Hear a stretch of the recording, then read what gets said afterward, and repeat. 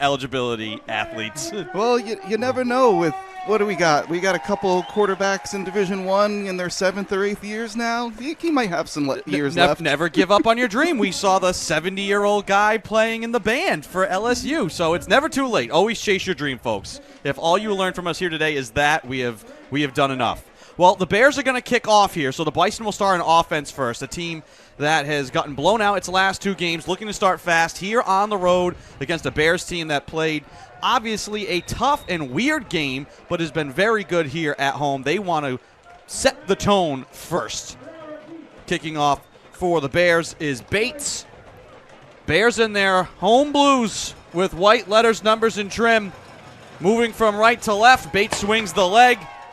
This kick will drift all the way back to the 3-yard line, fielded there by Orville. He cuts to the near side to the 15, finally shouldered out of bounds along the near side by Kaiser.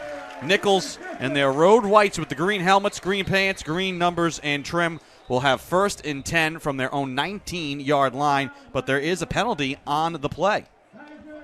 And it looks like it's going against Nichols. Yeah, not something you want to see on the very first play, but we'll see how this plays out. Well, odd for Nichols. Coming into today, fewest penalties per game in the country. Fourth fewest penalties per game in the country, fewest in the Conference of New England. Just 2 penalties per game that the Bison have committed so far through 2 games, already halfway to that quota. Yes, uncharacteristic mistakes early. So the Bison will have it 1st and 10 from their own 9-yard line. Again, trying to start fast. And it's going to be Ian Snow at quarterback. He will start things here for the Bison. Looking right, throwing right, and a diving catch made, yes. Little quick out along the right side to Canuel. Good drive starter there for the Bison. Yeah, that's going to be key today for them to be getting the ball around to as many of those receivers as they can. Sets up.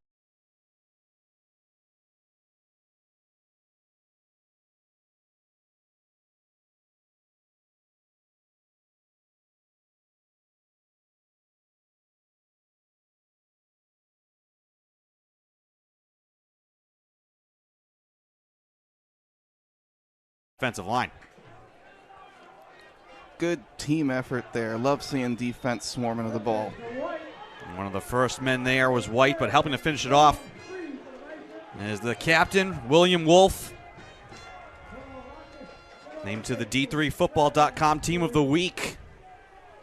As part of a big bounce-back performance for the Bears last week defensively.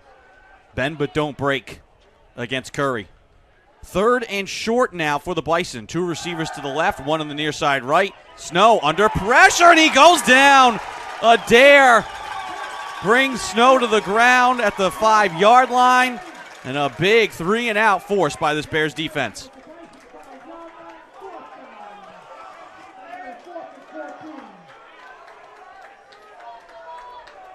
Now the Bison wanting to start fast. It's the Bears defense.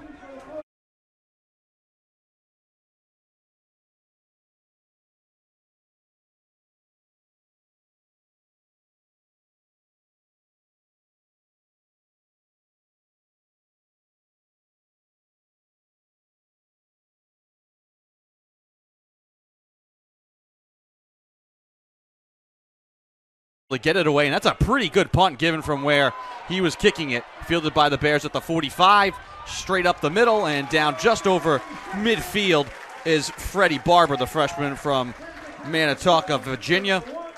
And Coast Guard will set up with 1st down in Bison territory.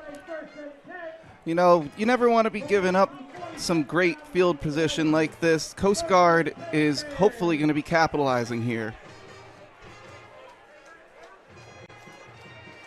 Well, they had timely scores and drives last game, but really, what's the key here today, Mike, for this Bears offense? It's consistency. They're one of the top offenses in all of the country, and they just got to limit turnovers. Handoff up the middle. This is Harrison Hensley. Picks his way through traffic. Steady Eddie right ahead for 5 yards. Hensley, who had an insane week 1. Rushed 30 times for 324 yards, 4 touchdowns. Caught 5 passes for 67 yards. Got the gold helmet. And was having a big week last week, too. Really changed the game with a 53-yard catch and run. Rushes again here. 3rd and short for the Bears. At the 39-yard line of the Bison. Burns with Hensley in the backfield. Martin set up as a tight end, so a heavy set look to the right here. They're going to hand off to Hensley for the 3rd straight time, and for the 3rd straight time, he rushes ahead for about 4 or 5, and he has the first down. Well, that's why he's conference leader in just about every rushing category so far this year. Top 3 in the whole of NCAA for a lot of these as well. Averaging 265 all-purpose yards. Averaging 9.3 per rush. 400 yards total already on the year. Play action fake here. Burns throwing over the middle. The catch is made at the 15-yard line. Polite falling down. And that's the thing. You run like that with Hensley, that's going to open up that play action. Bears hurry to the line. Again, the handoff to Hensley, straight up the middle. He's tripped up, but falls forward for a gain of 4.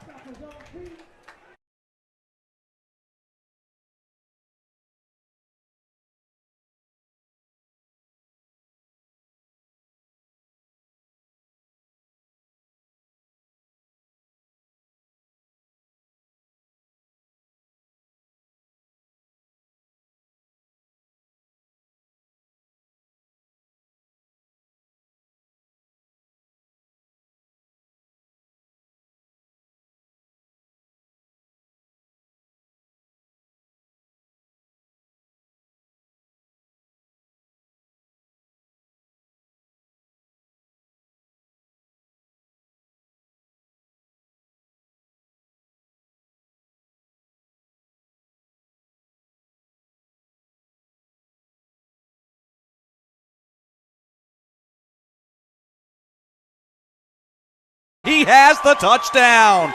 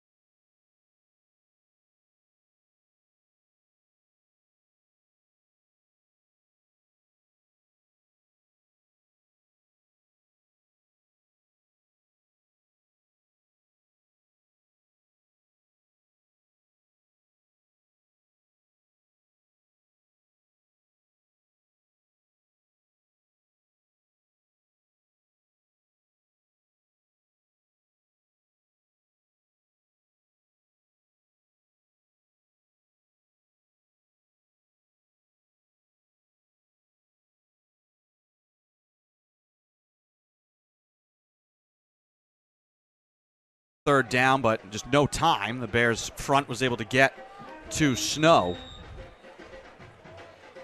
If the Bison can get the ball into their hands of their playmakers in space. Morvan, very dangerous. One of the best receivers in the country last year. Connor Bates drives his right foot into the ball. Kickoff will tumble again to Orville at the 5. He fields to the 15, angling left. Now cuts up the middle to the 25 and is spilled out there. Good return for the Bison. They won't have to start this drive in the shadow of their own end zone. Coast Guard 8-3 all time, but Nichols has won 2 of the last 3 meetings. Like we said, these have been some high-scoring affairs. 2 years ago, it was 49-42 here in New London. Last year, 56-47 in Dudley. 7-0 right now in favor of the Bears. Ian Snow, senior quarterback, the lefty, back to throw. Hangs in the pocket, throws it deep to the right side. Right on cue, there's Morvan in stride at the 30, 15, 10, 5. Goodbye, touchdown. What a response from Nichols. Needing to respond. It takes one play, and they're an extra point away from tying the game. That couldn't have been timed better. We were just mentioning how much of a game changer that Morvan can be and has been for this team for a couple years now. And maybe the barn burner is on. I'm for it. I'm here to watch. 9:46 to go. Foynes with the extra point to tie this game.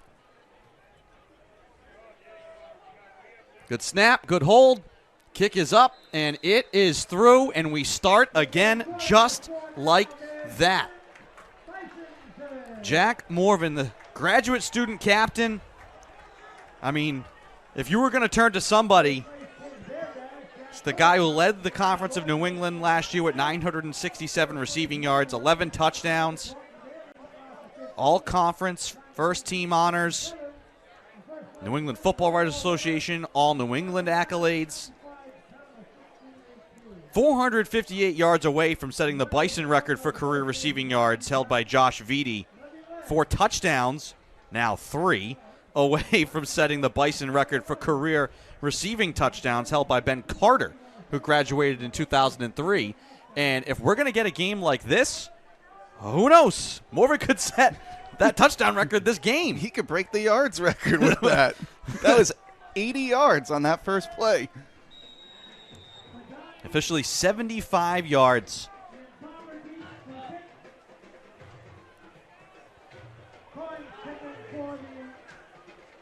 And that is rather stunning. After a first drive that was 3 and out, to immediately connect on a bomb to Morvan. Shifts the pressure right on back to the Bears. Foynes hits this one short to the 7-yard line, fielded there by the Bears.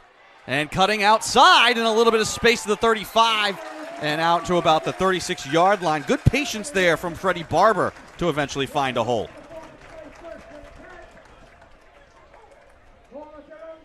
Now it's time to see how Coast Guard responds. I don't think anything's going to change for Coast Guard. I mean, if you come out here doing anything other than running Hensley or anyone else, at least on your first 3 plays, I'd be pretty surprised. Not that the Bears don't have a lot of talent on the outside. Well, you don't really want to go away from what's working. And again, tight end tight to the right side. Hand off to Hensley, straight up the gut. And he gets another 5 yards. Eventually bringing him down is Carson Clark, the freshman from Bellows Falls, Vermont. Second and short now for the Bears. And they race right to the line. Hensley now to the left of Burns. Play action fake. A lot of time for Burns. Uncorks it to the left side for Desta. Falling down. Contact. Desta looking for a call. So are the Bears fans. None coming on a ball that I think just hung up there. And I'm going to guess got lost in the sun right now. Because Desta, who usually is so good at adjusting, was not close to where that ball was going to be. I was watching warm-ups earlier today, and it seems to be just that angle right now. We'll see how it plays out with some time. 3rd and 4 now. 2 receivers to the left and right. Spread look here for the Bears. Burns throws to the left side. The Boulier makes the grab. He's wrapped up and eventually tackled, but not before getting the first down. Good job there of Malachi McLean to hang on and make the sure tackle. Keeping this pace going. Badani split wide to the right. Receivers stacked to the near side left. Desta behind the Boulier. Hensley in the backfield will take the handoff. Doesn't like the left side. Tests the right side and snakes his way forward for a gain of 6. Everything was plugged up to the left side, but Hensley with the vision. 2nd and 4 now.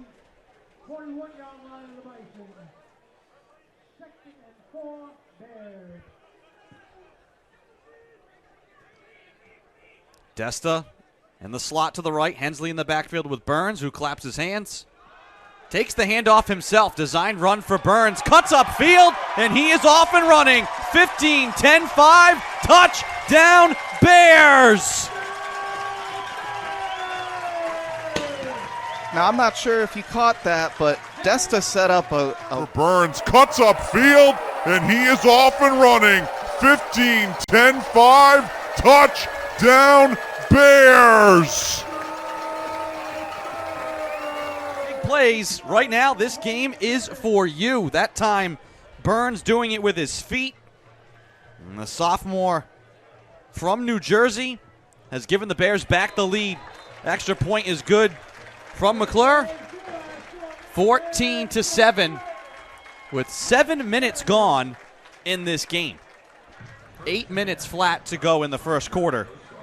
And right now, save from that first 3 and out from Coast Guard's defense, it is all offense right now for both of these teams.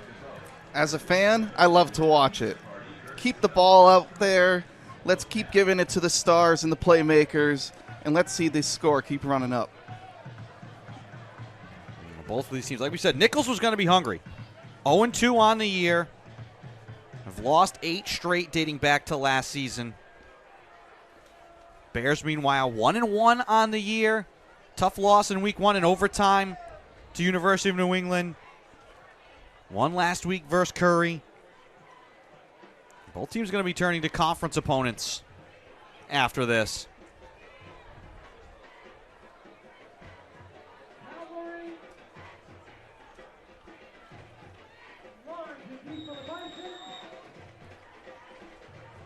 Bates will kick off from the 35.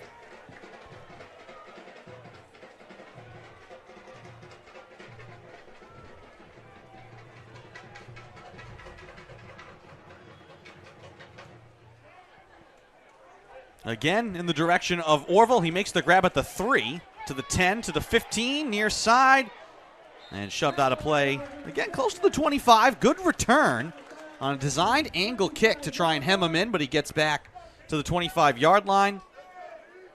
Bison will start there. Took one play last time. I expect the Bears to be maybe playing back a bit here after giving up that big play. You know, it seemed like that last set they left their defensive backs out on islands there, and the Bison were able to capitalize on that. Let's see how they respond this time around. Morvan in the slot to the left. 2 receivers that way. 1 receiver to the near side right. Canewell. Snow in the backfield. He's going to hand off to Campos. And he's taken down right at the line of scrimmage. Not fooled at all there. That's Rohrer making the tackle.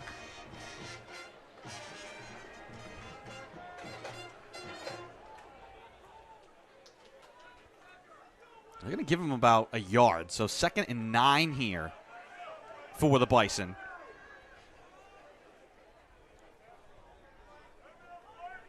McKenney to the near side here. 4 receiver route. Snow hanging in the pocket again, looking to go deep to Morvan, who can't hang on.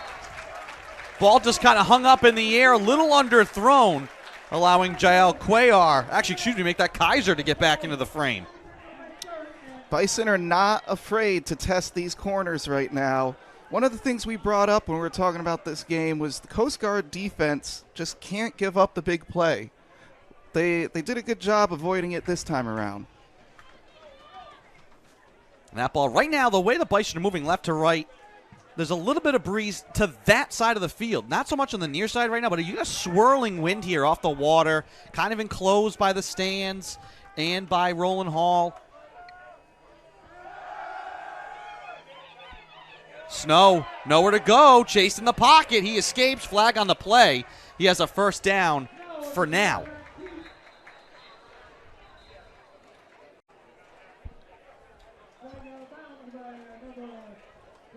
We'll address the penalty.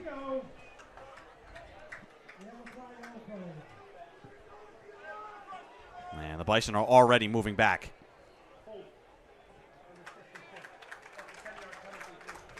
So now it's going to be third and very long after they assess the penalty. 6:59 to go, and that's already 2 penalties in this game against the Bison. They came into today only averaging 2 a game, and the first one backed them up, caused a 3 and out. This time takes away a would-be first down, and now you're looking at 3rd and 19 to try and keep this drive alive in a game right now that looks like it's going to be a shootout. Every possession's going to matter. We can't be giving away yards like that.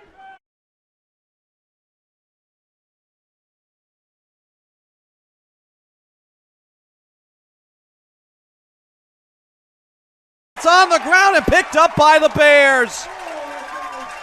White with the strip sack, and Coast Guard is already going to be knocking on the door. What a way to turn this around. Football's a big game about momentum, so if Coast Guard can be handing it off and doing what they're doing for these last few possessions, I'm expecting another score right here. 6:26 to go in the first. And Coast Guard, they kicked off. They're going to get the ball to start the second half. And so if you're Nichols, can't have the penalties, can't have turnovers, and your defense just has to find a way right now.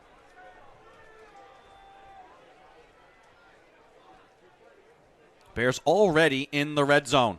Burns, quick throw to the right side. LeBouillier with the double pass to Denton. He has it! Touchdown, Bears! What a dagger.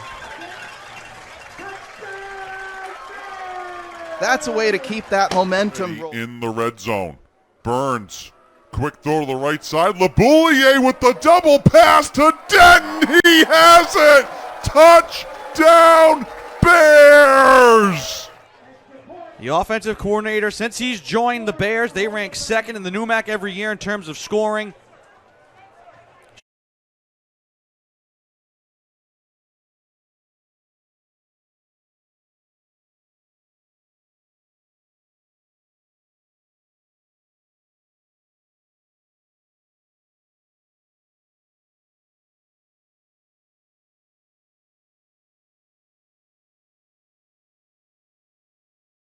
What a swing. Turnover and a score. It's 21-7. 6:19 to go.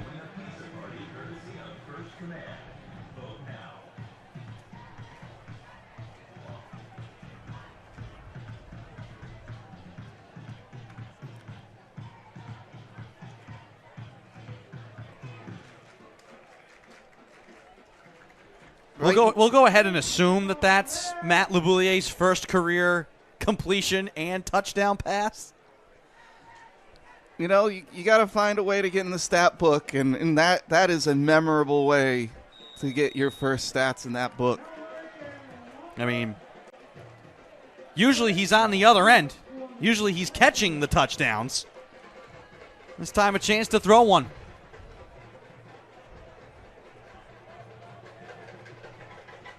And now the squib up the middle, ball put in play. The Bison do fall on it. It seems initially looked like Justin Murphy was able to fall on the ball. He did. Well, right now, Coast Guard keeping the pressure on. Trick play. We're going to put the ball in play on a kickoff. Keep you on your toes. Not afraid to take chances. Like we mentioned, if you got the momentum rolling your way, why not keep seeing how far it'll roll? Now, if you're Nichols here, I mean, you hate to say this is a must-score drive with 6:16 to go in the first quarter, but we already have 28 points on the board. And the Bison are going to call timeout here as the play clock was almost down to 0.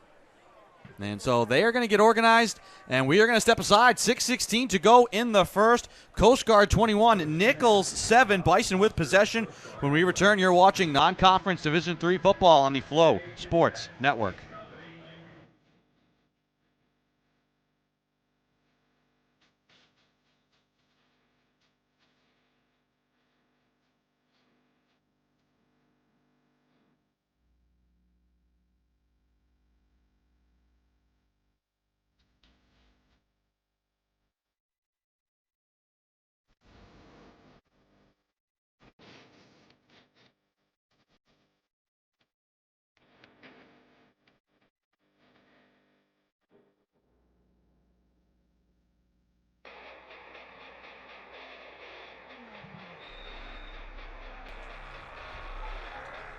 Welcome back to the field.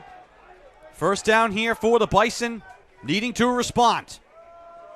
Play action fake, Snow to his left, boots out, throws on the run. Campos has it at the 40, to the 30, to the 20, to the 10, and out of bounds there. Another big play from that wide receiving group. Nathan Campos, the senior from Derry, New Hampshire, now sets up the Bison on the goal line. He's going to be for a goal to go from the 6. Just like that, the Bison change ends of the field.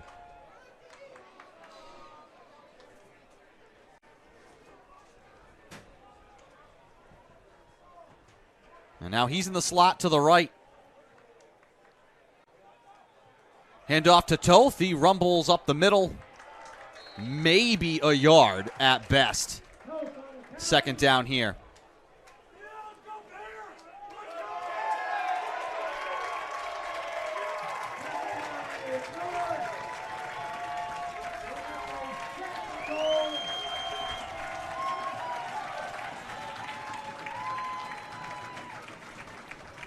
Play clock down to 18. The Bison still looking to the sideline for the call here.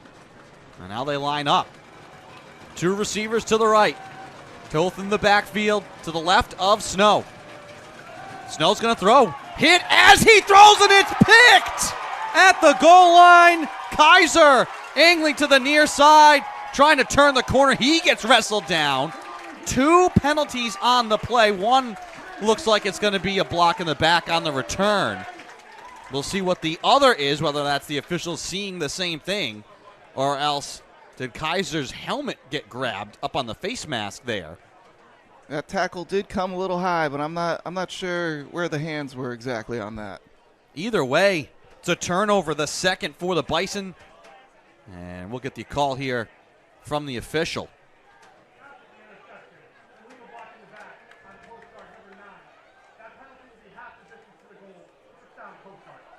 Well, that's another gut punch for the Bison. You have a big play. You're knocking on the door, trying to draw within a possession. Again, good pressure. And Snow, I think he thought he had more time than he really did. Just floated that one out. And Kaiser, it was like it was thrown right to him. Right place, right time. Now the Bears will operate with Burns standing in the end zone with Hensley to his right. Play action fake, looking deep, throwing deep to the near side to Laboulier, who reels it in at the 45-yard line. Contributing every way he can. He's throwing touchdowns. He's catching deep balls. Coast Guard keeping up the pressure. On an island with Malachi McLean. And it looks like man coverage again. And the safety's so up, ready to stop the run. Bears are taking deep shots. Now Hensley straight up the middle. Runs through a tackle. Cuts outside to the 40. Hensley in the open field down the near sideline. 15, 10, 5. Touchdown Bears.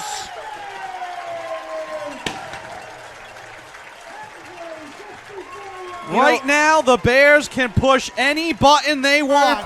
Touchdown Bears! Line a little more. I feel I could line up behind that and stumble my way forward. Maybe for a yard, Mike. You're coming off ACL surgery. McClure on for the extra point. Hits it with the right foot, and it's good. 28-7. But I did say stumble. So. What a start offensively here for the Bears. And the Bison, I mean, we had the key to the game. Coast Guard offense, consistent, reduced turnovers. Defense, don't give up the big play.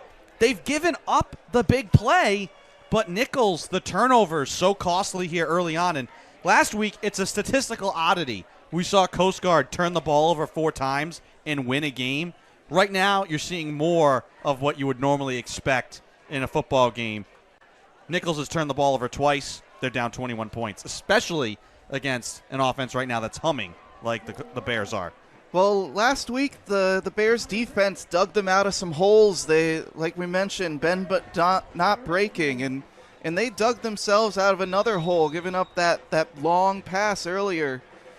Let's see how their defense responds now with a little momentum on their side. Ball falls off the tee. They'll reset. 3:59 to go in the first quarter, and it's 28-7. In favor of the Bears. And like I said earlier, save for a few clouds here and there, this is a flawless day here in New London. Bates drives the kickoff to the 15-yard line. It's fielded there by the Bison. And taken up to the 25, close to the 30-yard line. Decent return. Running it back there was Donovan Loringer. And we questioned, is it must score last drive? I think just to slow this momentum, this is almost a must score drive here for the Bison because it's just feeling like another Groundhog Day the way the last two games have started, and that can start to sink in on you. You just want to keep this game close. Just like to see if we could put a drive together if I'm on the sideline right now. Snow in the backfield. He's going to hand off. Toth up the middle. 4-yard carry on first down.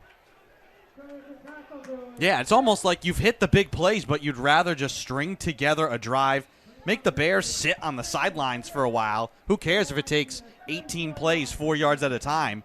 Just punch it in. Give your defense the break, too. Absolutely. 3 receivers to the left. Tight end McGee to the near side right. Now a man in motion, handoff to Toth. And he's met at the line of scrimmage and dropped. Plugging up that hole, Truman Minkowski, the freshman from Madison, Wisconsin. Now it's 3rd and 4, and at the 36-yard line of the Bison, obviously you're well behind midfield, but already this kind of feels like 4-down territory for Nichols. Just the way this game's playing out here. They look to the sideline. 10 seconds on the play clock. Toth to the left of Snow in the backfield. 2 receivers stacked to the left. Tight end now in motion from right to left. Back to throw is Snow. Has time in the pocket. Now flushed. Racing to the left side. Looking deep. Throwing deep. And it is... Is it caught? Oh, my goodness. Signaling a catch. That's Morvan again. Blake Delavan looked like he had it. He was setting up for a pick, but Morvan reaching up and peeling it away. Another big play for these receivers. If you can get the ball out to them, give your quarterback plenty of time, this offense can get moving. And that's a lot of trust on that throw. On 3rd down to put it up for grabs like that. Pitch out to the right side, nowhere to go. Rohrer comes up to make the tackle. That was Ricardo Nevedo, freshman running back from Millbury, Mass, with the carry. His first action for him here today. He'll stay out there. 2nd and 9 now for the Bison. From the Coast Guard 28-yard line. Canuel, the receiver to the right side here for Snow in the backfield. Back to throw. Clean pocket for Snow. Fires it wobbling to the end zone. Touchdown Morvan. to the post to Morvan again. They don't ask how. They just ask how many. That pass was not pretty, but it's good for 6. And I like this drive. It'd be easy to get rid of the run play.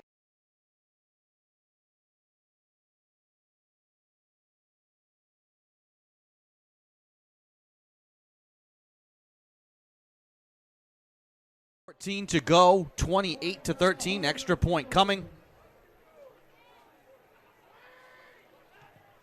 Foynes will split the uprights, and a good response from Nichols to make this a 2-possession game. 28-14, 1:14 to go in the first quarter. If you're just scoreboard watching, don't You don't need to refresh. It is, yes, it's the first quarter. And we will scoreboard watch here for a minute while we've got a chance. 28-7, third quarter. Endicott leading SUNY Maritime 28-7. Almost halftime. William Patterson trailing Salva Regina 10-3. WPI leading 12-0 over Husson. Almost halftime up in Maine. 14-0 Wisconsin Platteville leading Springfield late second quarter. And just getting underway is Maine Maritime hosting Norwich. No score in that game. 4 minutes gone in the first quarter. What's going on the rest of the NUMAC? The Bears will have to turn their attention to after this game. Foynes here faking a little quick kick.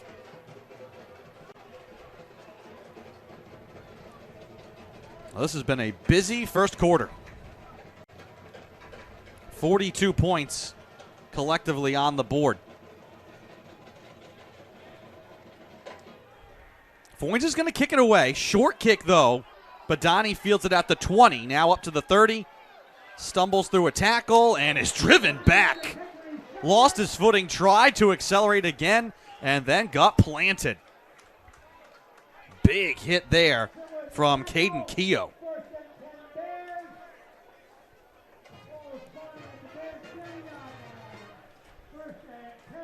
We'll go back to the keys for this Nichols defense right now is they've got to find a way to slow down the run. If you want your offense to be having a chance to keep you in this game, well, you got to get them the ball first. Just the first step. I mean, they're giving up big plays in the passing game too, but you've got to stop the running game. Wheeler now, the running back in the backfield. Play action fake. Burns. There's Brooke Desta, makes the catch at the 45. Stays on his feet past midfield. Now looks to cut back inside. Desta, shake and bake. Out to the 35-yard line of the Bison. Fancy footwork there from the Bears' all-time leading pass catcher. And I love seeing the effort. They ran a play action to Wheeler to start that play, and then he found himself leading the blocking down the field. Well, Brooke Desta, number 1 in the nation in receiving yards per game among active players. Number 1. All active players, all levels of college football, good for almost 100 yards a game through the air, and showing why there with the catch and run ability. Man down here for the Bison injury timeout with 52 seconds to go in the first, and we will step aside. You're watching non-conference Division III football on the Flow Sports Network.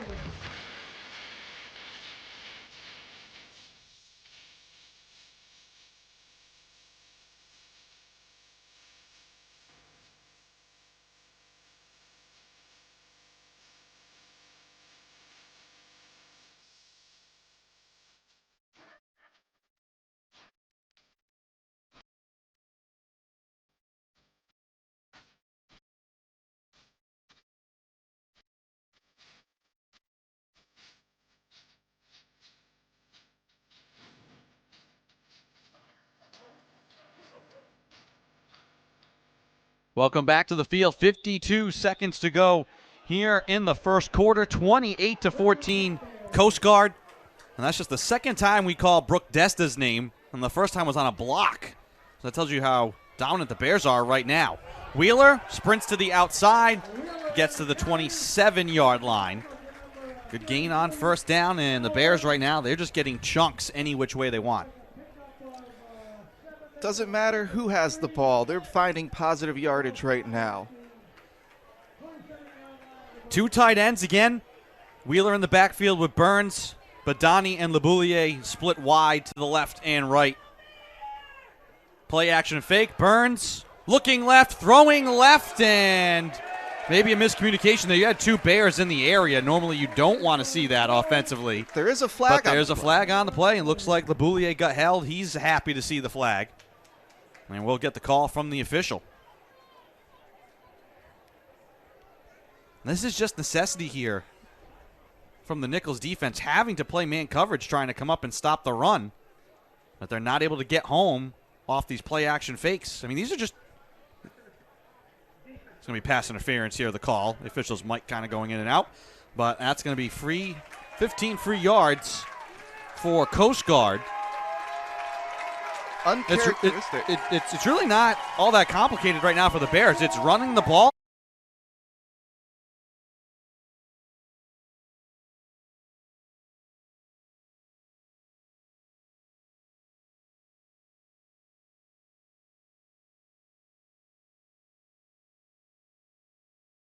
LeBouillier, touchdown Bears. Burns threading the needle. LeBouillier hangs on through contact, and he's got another touchdown. There were 2 or 3 defenders hanging off his back there. I don't know how he got it to squeeze in there or how he held on to it.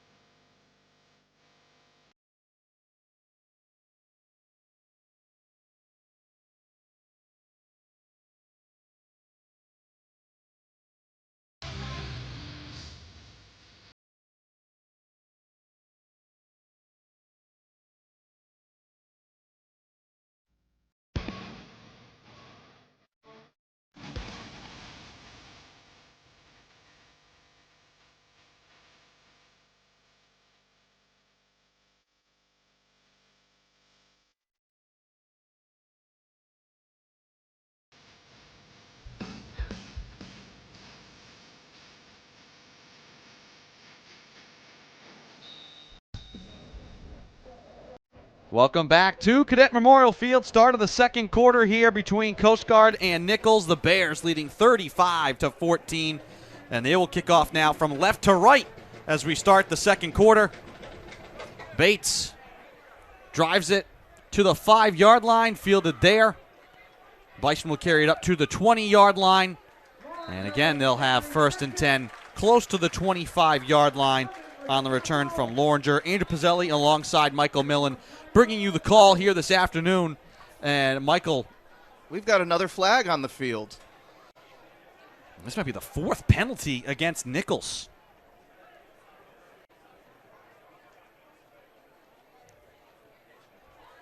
Seem to be some extracurriculars going on after that play. Oh, it's going to be against Coast Guard. So now that'll be a free 15 for the Bison, and that'll set them up in good starting field position at the 40-yard line. But, Mike, 35-14. Right now, the Bison defense is still trying to find answers, but offensively, right now, it's, hey, like, you just got to keep going out and trying to find ways to score. Oh, yeah, absolutely. Score touchdowns every drive right now. I'd be looking for Morvan again. He's been the most consistent player today. He split out wide to the left. 2 receivers left. Campos in the slot. Navedo in the backfield. Play action fake. Quick throw to the left side. Trying to jump the route with the Bears. Instead, it's taken up the field for a first down by Canoel. That was Cuellar trying to jump that route. That little quick out, that little drive starter on first down that they hit on their first drive. Cuellar almost had it, but if you guess and you miss, it's a big play. Big plays. 3 receivers to the left now. Navedo, the running back, to the left of Snow in the backfield. 4 receiver look. Navedo will take the handoff. And Just about a gain of 2 yards. 2nd and 8 now in Bears territory here for Nichols.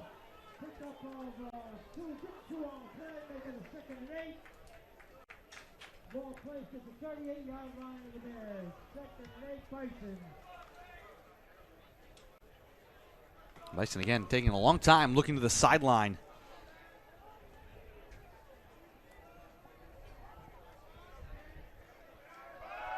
Snow back to throw. Gets time in the pocket, and it's overthrown to the right side. Canuel, though, locked up with Cuellar, and we're going to get a penalty here.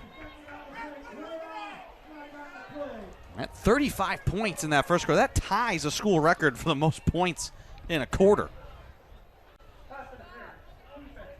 We keep pace like this, we might see 100 today.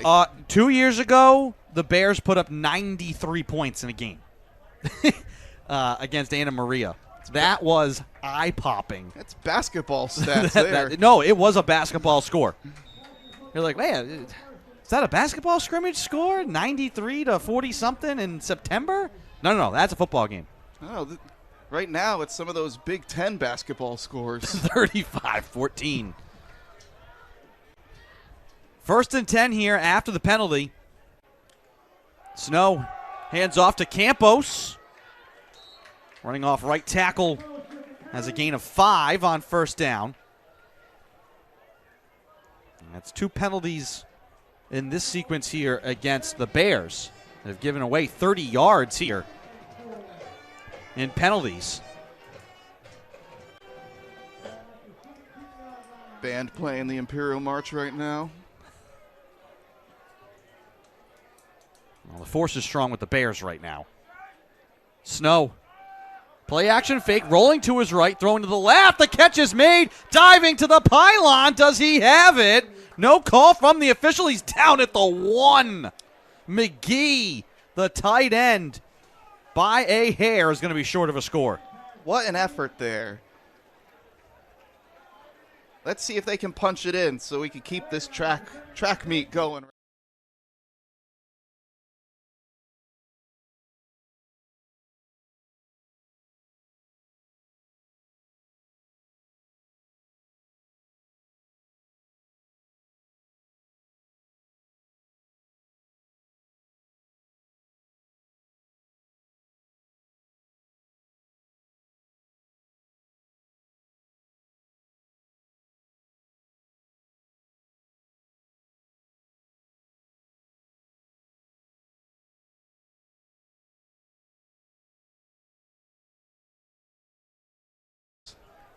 Sure, they responded. They got a quick score right back, but now they got to give the ball back to the Bears after this.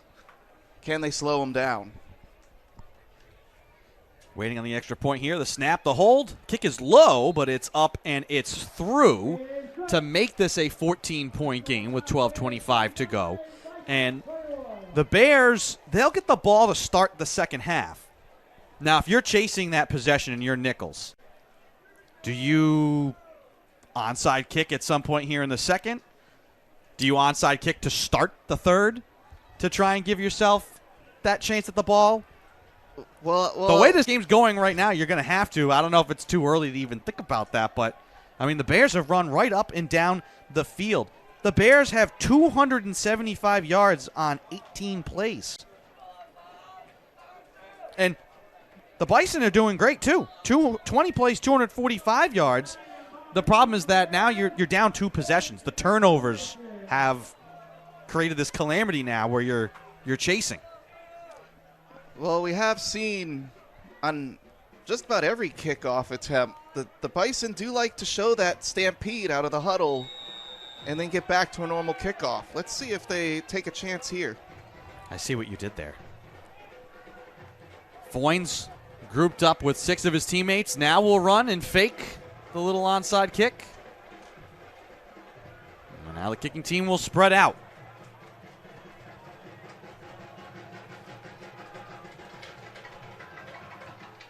And he's going to drive it deep. Taken out to the 25.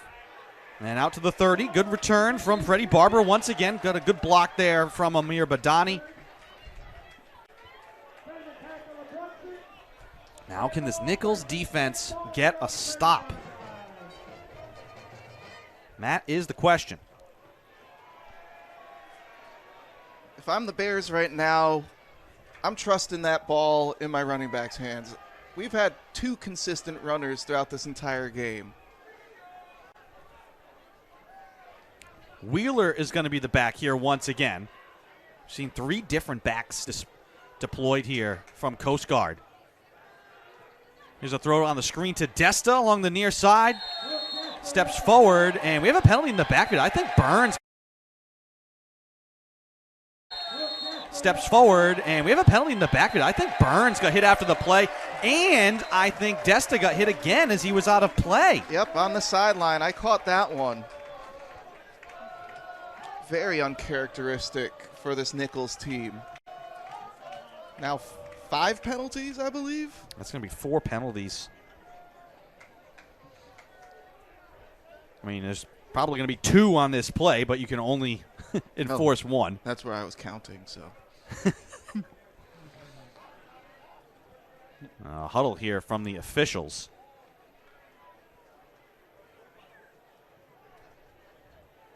Well, the Bears doing this with Brooke Desta having a quiet 2 catches for 31 yards so far.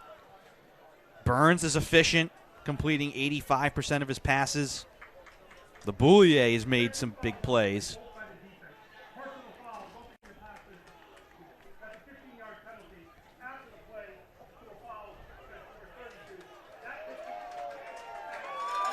Wow, so they are, you're right, Mike, Both. 5 penalties. 5 penalties now. So that is 30 yards in penalties. And I'll say, we saw it pregame. This ball's going to be placed down at the 34-yard line, already in field goal range for Caleb McClure, who was hitting from 52 in pregame warm-ups. Hitting multiples consistently. And so you've already put the Bears in a position to get points, even if they don't get a yard. Hand off to Wheeler, waiting for blocking to develop, and just keeps the legs moving down to the 30-yard line. It's another 6 yards there.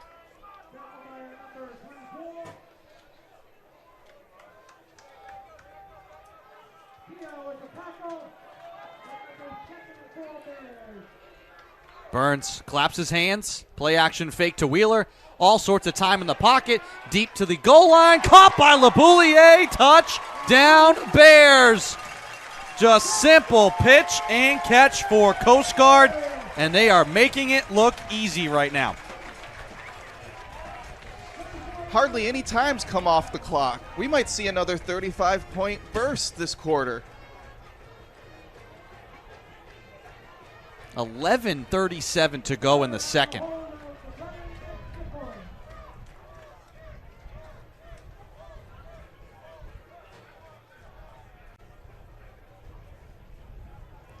McClure's extra point, up and through, 42-21. Coast Guard is doing whatever they want right now. 315 yards on 21 plays, averaging 15 yards per play. Bison are averaging just over 12. The problem is the defense is not getting any stops, and those 2 turnovers early on just so costly.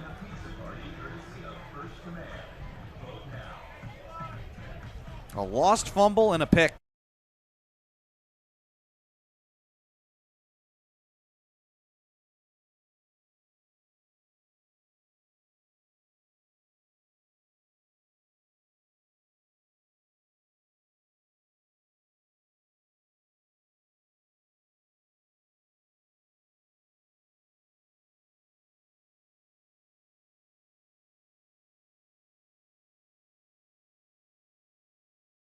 First half. No, we're close. 42-21. Bates from the 35. Kick tumbles to the 5-yard line. Return there by the Bison. And outside to the 30-yard line. And a little stutter step in staying in play. Another flag.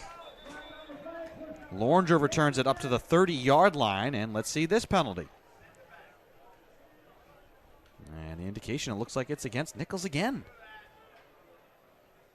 At least that's how the Bears defense is reacting.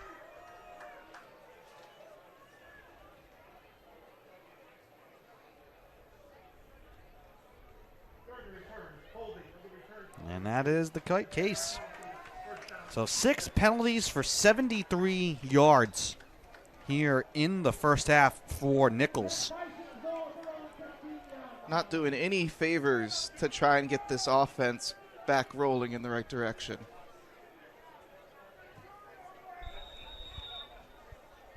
Or, if you're a glass half full guy, that's just more yards for this offense to go get.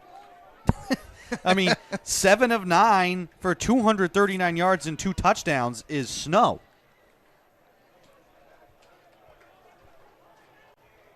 Morvan split out wide to the left side. Kaiser watching him. Snow back to throw, looking right, now throwing right, deep down the right sideline and out of the reach of Canwell. But had man-to-man coverage out there. And it's 2nd and long now. These receivers are certainly keeping the pressure on this Coast Guard defense right now. And they've done a pretty good job so far of keeping the big play from happening. Play clock winding down again. It's already down to 10. Snow still directing traffic with 5 seconds left. 2 receivers to the left. Handoff to Campos. Looking for a gap. And he gets at least 3 or 4 yards. Setting up 3rd and manageable here. It's going to be 3rd and a long 5 here for Nichols. They're being doubled up right now, 42-21. 3 receivers to the left. Morvan all the way wide to the right. McGee, the tight end, in the slot. Now in motion from left to right. Back to pass is Snow. Under pressure, got hit as he throws. That ball's twisting up in the air. It was almost caught anyways by Danny McKinney, which would have been a first down in a zany sort of way. Instead, it's going to fall incomplete and be 4th down, and the offense stayed out there for a minute, but we are going to get our first punt of the day. Great job by the Bears, dialing up the pressure at the right moment and stopping a big play from happening. These receivers, they had a couple steps on them, it looked like. Just couldn't get the ball out there. Foynes will punt from his own 5-yard line. Clayton to snap back. It's low. Foynes gets it away. High-hanging punt spins all the way back to the 30-yard line, where it's taken there by the Bears. Heading upfield is Barber. Cuts inside right up the middle and is taken down almost at midfield. Great return there for the freshman from Virginia.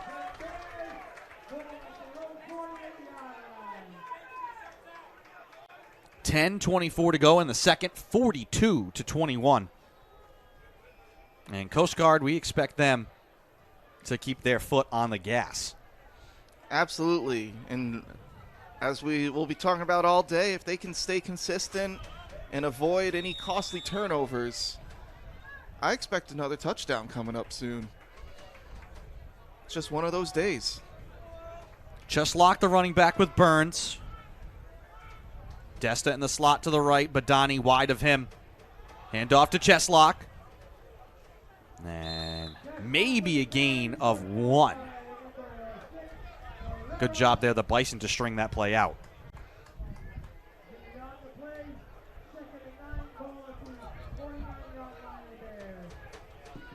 Second and long, stacked receivers to the right, Desta and Badani. Laboulier wide to the left side. Denton, the tight end, tight to the right side. Hensley in the backfield. Play action fake for Burns.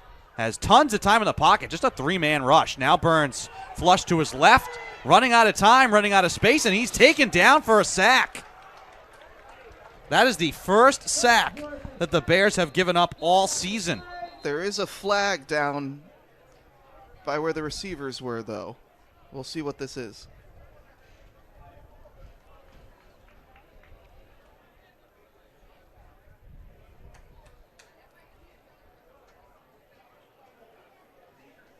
And it's against the Bison, holding in the defensive backfield, the 7th penalty of the game. 83 yards in penalties. And what could have been 3rd and long and a chance to get off the field instead is 1st and 10 for the Bears. That's just backbreaking for Nichols.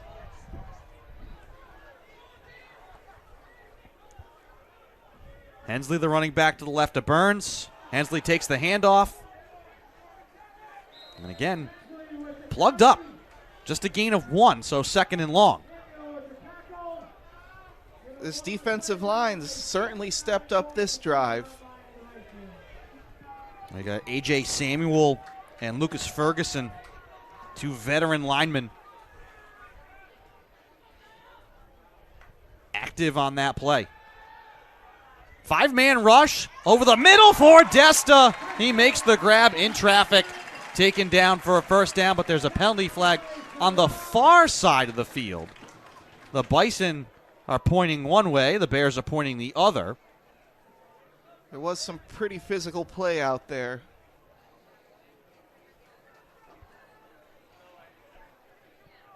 And it looks like the Bears may be moving backwards. Had been a big throw for a 1st down to Brooke Desta.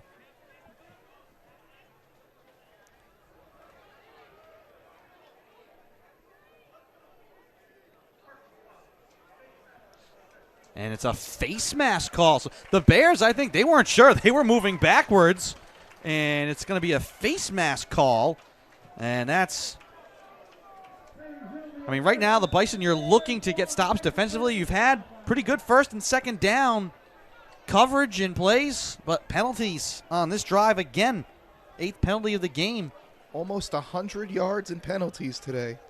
With 8 minutes to go in the 2nd quarter. Receiver stacked to the left. Hensley now to the right of Burns. Shotgun snap.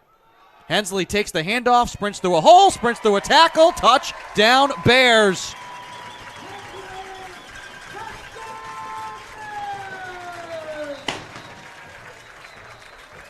Anything the Bears want, they can get right now. And a player injured on that play for Nichols.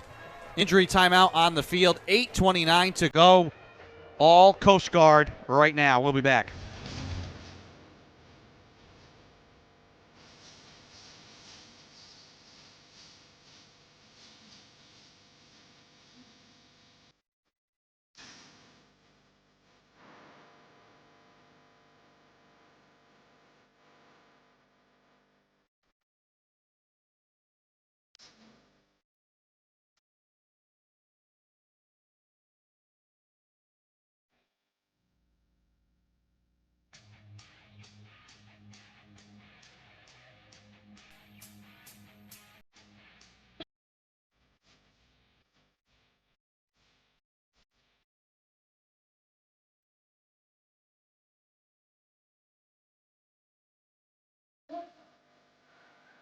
Welcome back to the field. 8:29 to go here in the 1st half. Andrew Pizzelli alongside Michael Millen bringing you the call.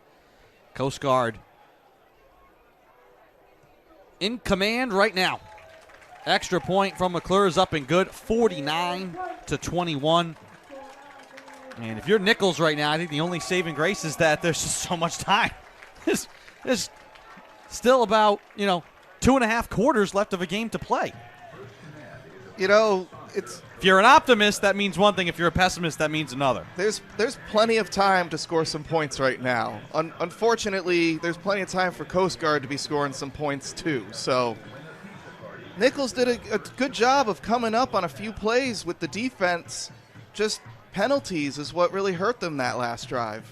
8 penalties in the game now for 96 yards. Like we said, coming into today, they'd only committed 4 penalties all season. Fewest penalties per game. 4th in the nation. 43 yards total of penalties coming into today. 96 yards here through a quarter and a half.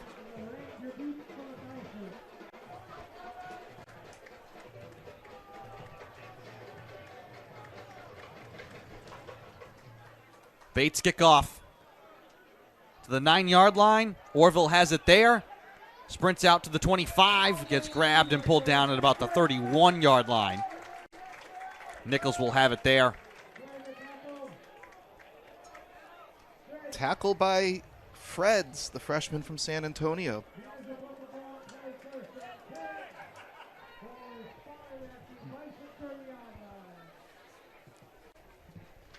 I mean, Nichols in the game, 250 yards here in the first half.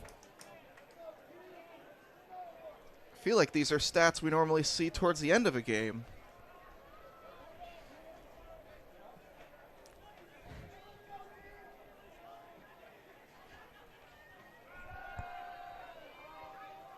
Throw to the right side. Snow connects with Morvan.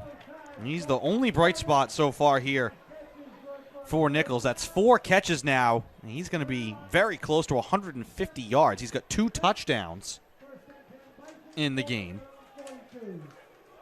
There's a reason why he was one of the top receivers last season. Showing he's doing it again this year. 2 touchdowns away now from setting a Bison career record.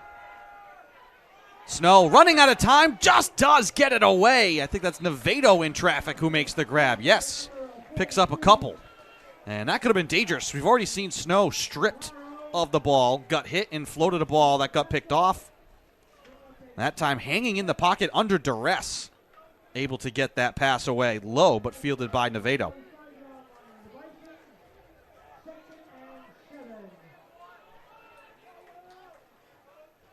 Cannonwell split out to the left side. Bears showing man coverage. Nevato takes the handoff, and he is dropped. Roar in the backfield to make the tackle behind the line. The Bison still staying committed to trying to get a run game going. But unfortunately, that brought them backwards on that play. 3rd and 11 now. And expect this to be 4-down territory.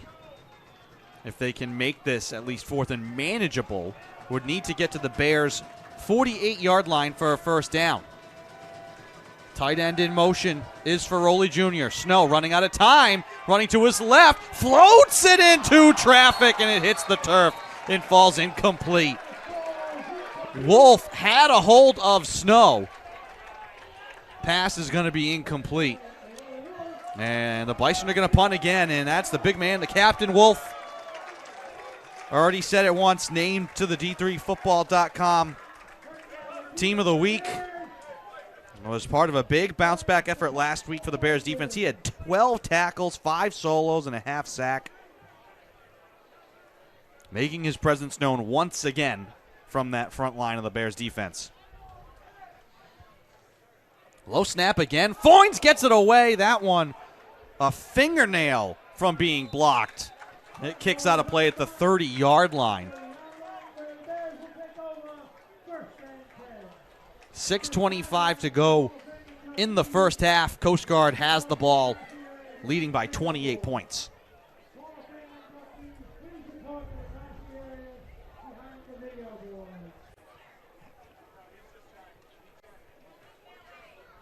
And we saw it last time. I mean, the Bison's defense, first and second down, they were doing a good job stopping the run, just the penalties.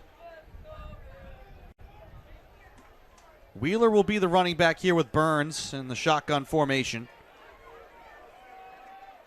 Row the tight end to the left. 2 receivers left, one on the near side right here for Coast Guard. Handoff to Wheeler. Looking to get outside, and he turns the corner out to near midfield. First down run.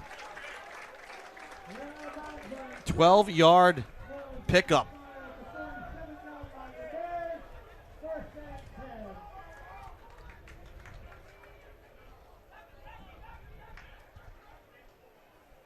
Hand off to Wheeler again. Upended over midfield.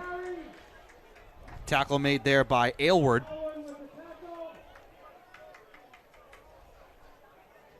This is the thing. When you bring your safeties this far up trying to get support in the run game, that's where the big plays have been available deep. Wonder how many more shots the Bears will want to take given the score. Burns looks to throw, throws to the right side. Polite makes the grab. Does man-to-man coverage. And, Mike, when you got your safeties and linebackers playing up so close, I mean, this is like 7-on-7 right now. I mean, you're a corner playing man-to-man. You can't cover the whole field. Yeah, they're just showing who the better athletes are right now. Wheeler steps inside and is finally gang tackled, but not before a gain of 5. Offensive line doing an excellent job today. Running right behind Tabit there, opening that hole.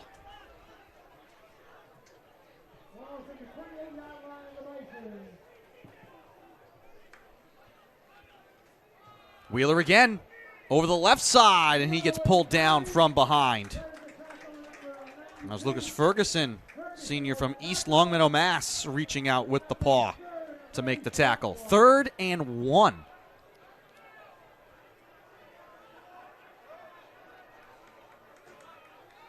Stack receivers right, LeBouillier wide to the left side. Bison expecting run. Here comes Wheeler, finds a hole, leans forward. He has the first down. Just getting there late was Branch. 4:19 to go in the second quarter. This right now is the slowest, most methodical drive so far here from the Bears. 5 receivers feeling pressure and just floating it over the middle is Burns.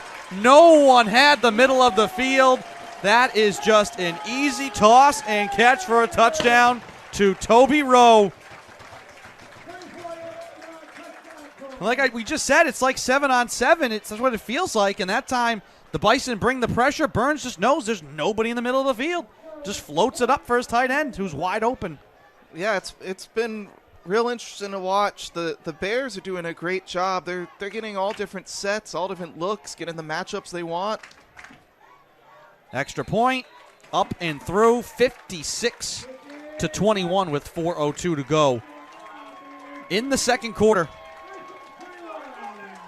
And this Coast Guard team is having all sorts of fun right now. Well, and the cadets who have to do all the push-ups every time the Bears score, I think are telling the offense, okay, slow down. It's all right. 56 might be enough. Hey, they're 2 away from tying that single quarter record again. And there's plenty of time to do it the way that they've been scoring. 4 minutes might seem like a short bit, but I'll say this, 56 push-ups is a lot. I am proud. There's some great form. I don't know if our broadcast cameras can. There's some great form happening over there. Give every cadet over there credit. There is no one cheating. And it's not just been 56. It's after every score. So they've broke 100 today.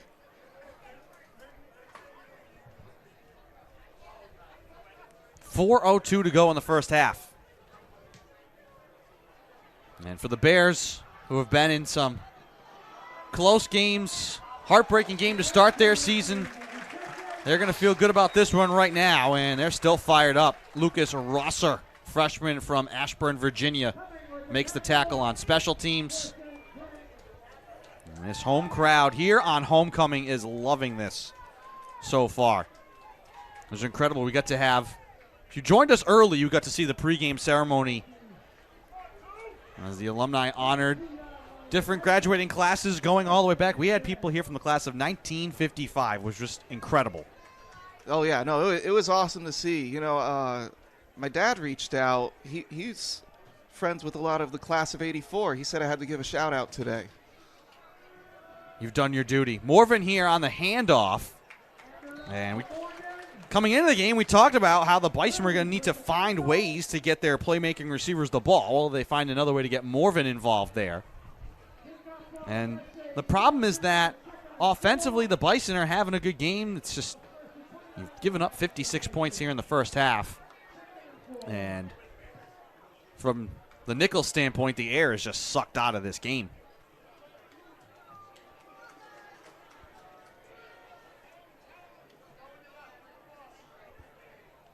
Snow floats it out to the right side. That develops almost into a rugby scrum. Murphy making the catch. A little screen play gets the first down. So we go into 3 minutes to play in the first half. If I'm the Bison, I'm looking for anything to feel good about going into this halftime.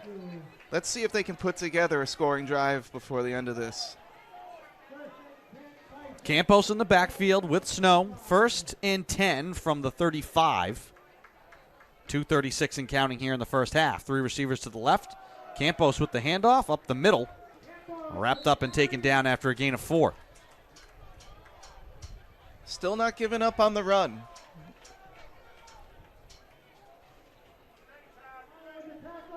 Bison hop right back to the line and snap it. Quickly thrown out to the left side. Catch is made there by the tight end, but nowhere to go. Bears defense swarms to the ball. You have 8 hats on ahead along the near side to take Kevin Ferroli Jr. out of play. And we have hit the 2-minute timeout. 56-21, Coast Guard in control. We will step aside and be right back with the closing minutes of this first half. You're watching football on the Flow Sports Network.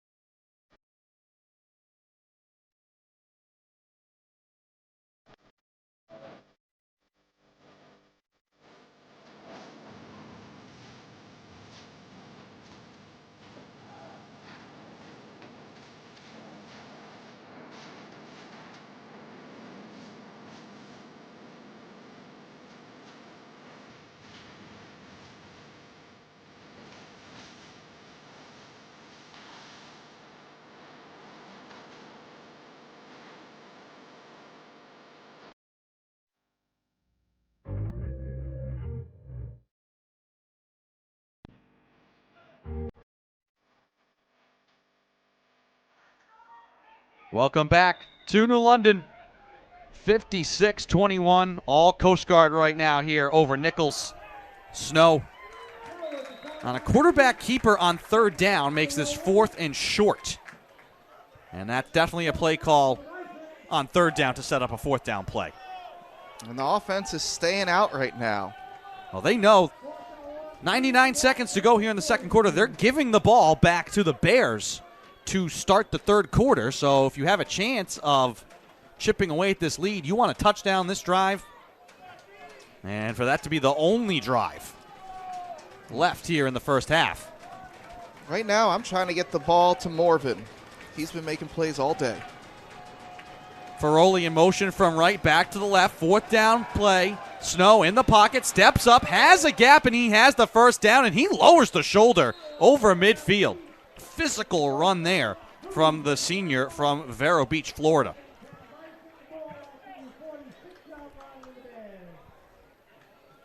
Well, he certainly has the build to be able to lower that shoulder. Under a minute to play. Snow looking deep, stepping up in the pocket, and he is sacked. Wolf takes him down. And the Bison call timeout with 46 seconds to go here in the first half, and we will take it as well.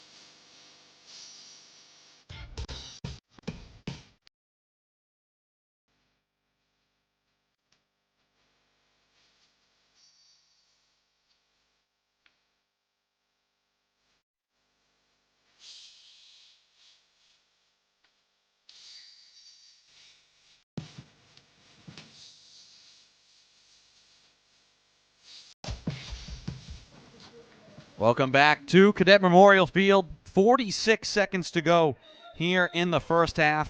Bison with second and long here. Still 2 timeouts. Actually, no, they only have 1 timeout in their pocket. Snow to the right side. Timing route for Canwell. He's got it. Stepping out of play at the 39-yard line. 3rd and short now. I think we're still in 4-down territory right now. Nichols has to score on this drive to get any kind of momentum to get them started in that second half. And the Bears happy to give up that yardage there and not give up a big play. Play action fake again. Snow floats it to the right side. Canwell has it at the 10 in stride. Touchdown Bison. A much needed score for Nichols. Aaron Canwell, the senior from South Attleboro. Kind of having to look back. We said that angle right now, the sun, it's tough to make grabs. Looking back in that direction. Able to make the catch. And got behind the Bears defense after we're just saying they're probably playing back to not give up the big play.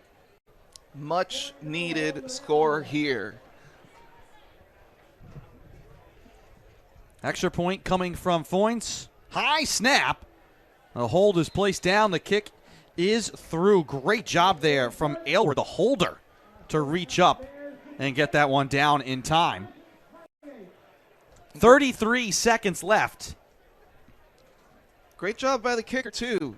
You get that high snap, that can get you off your footwork. And to be calm and patient and trust your holder there. Great poise all the way around by that special teams unit.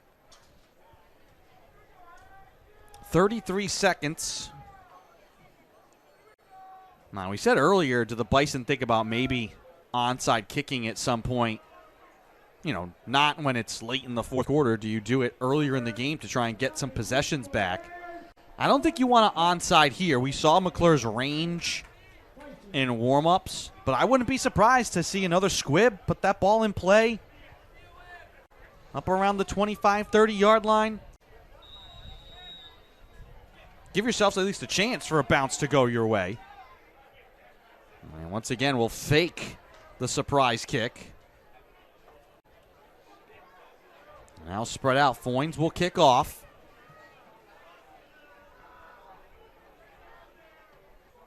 And he's going to squib it up the middle. It bounces off the hands of Cheslock to Badani, who fields it and runs to the left side and is taken out of play by Guayla Alvarez Rojas. Great time for a kick like that. Just bounced in the direction of the Bears. I mean, it's a great play. There's a chance. You give yourselves an opportunity for something to happen. 27 seconds to go.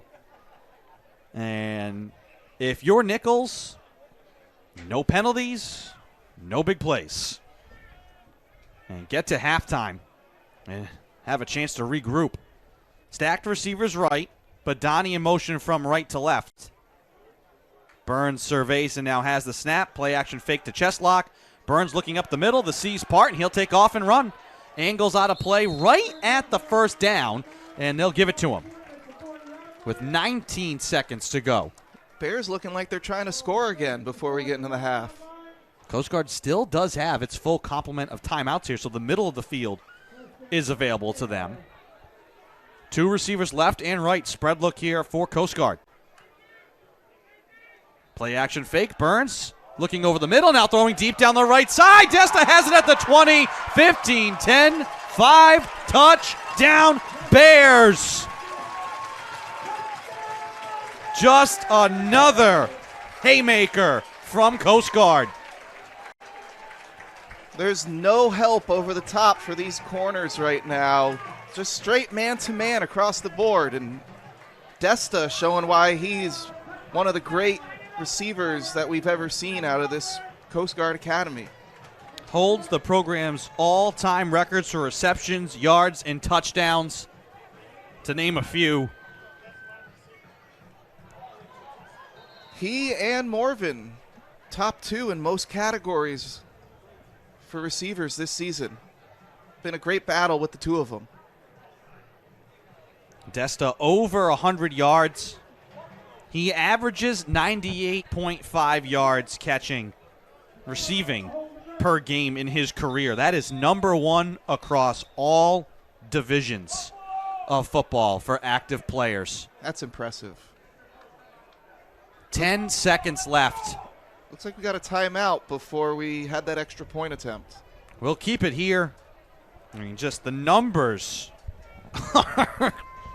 are mind-boggling. The Bears have 481 yards of offense at half. And they've given up 339 too. I mean, that's the thing. Right now, this feels great if you're Coast Guard. You feel so good about this game. But the defense has also given up 339 yards. So that's not too great. And you're lucky right now that Nichols, they've turned the ball over. They've had penalties. They have had a hand in you getting 62 points.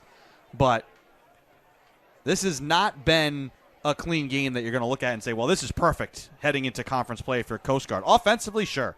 You love it. But defensively, there's been some troubling things as well. But it looks like we're going for two here. Offense is out on the field right now.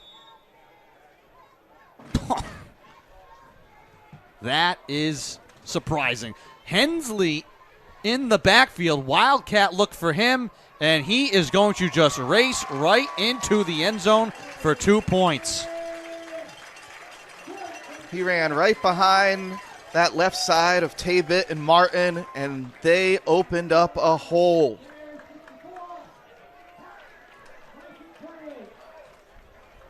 (64-28), and this is just 6 points short of tying that 35 mark again. I mean, the Bears are just imposing. I mean, that's just saying we are imposing our will on you, and there's nothing you can do to stop it. That is backbreaking, to say the least.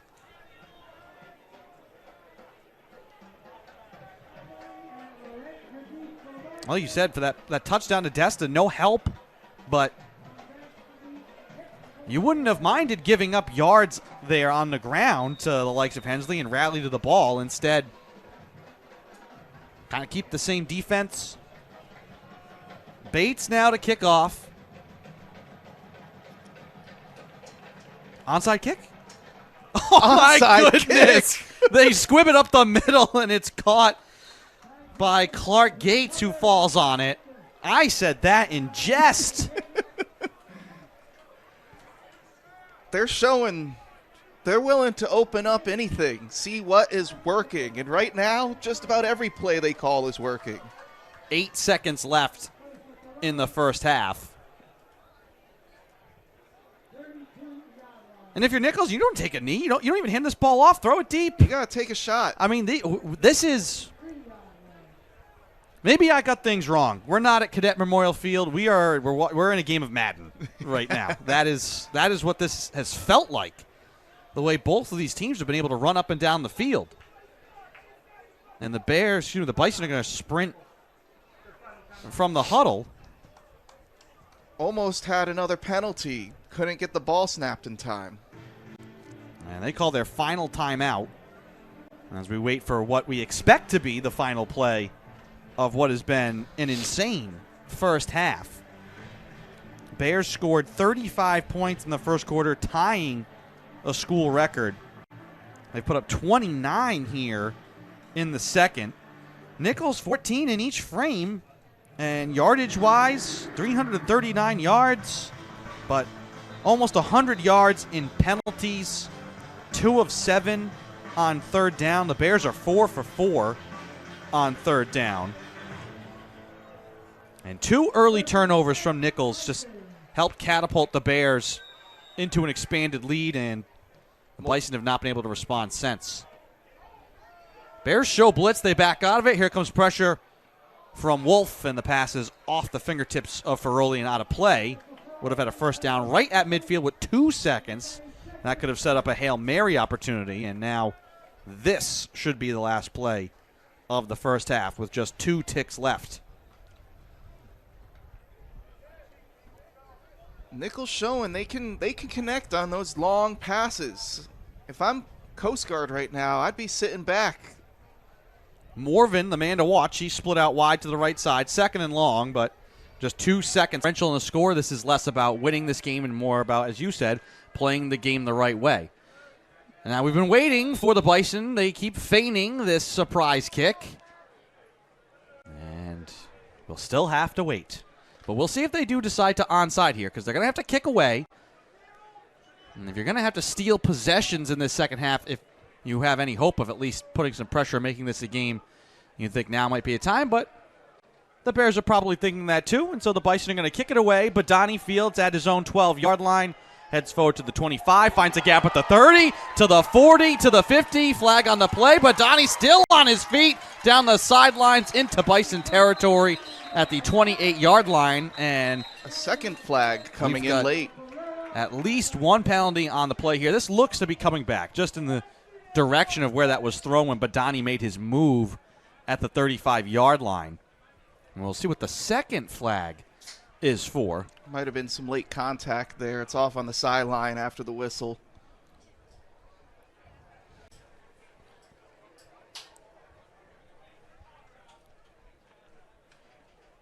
Well, penalties were hard to come by for the Bison the first couple of games. Just 4 penalties and 43 yards of them coming into today. 9 penalties for 98 yards so far, awaiting this call.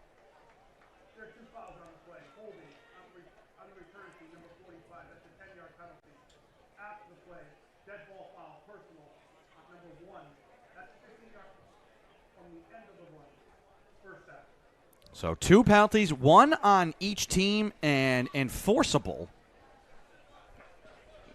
And 1 was the dead ball, so they're going to move the Bears back and then move them forward. A net 5 yards there. And the officials are going to try and sort this out. But the Bears will have possession, and I mean, they showed no signs of throttling things back late in that first half, going for 2 after a late touchdown. I mean, airing it out late. And then following up with an onside kick right after that.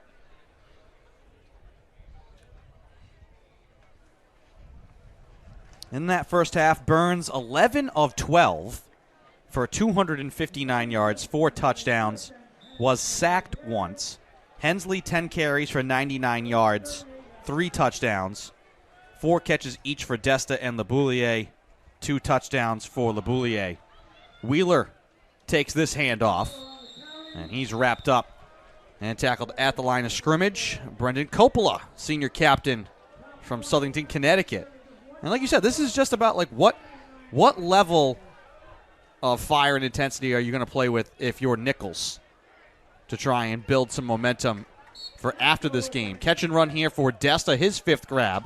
He's going to be a yard short of a first down, so 3rd and 1. And the Bears are going to run right to the line of scrimmage and set up for this 3rd down play. Snap back, and the handoff to Wheeler, angling to the outside. He's hemmed in and knocked out a play right at the first down marker, and he has it.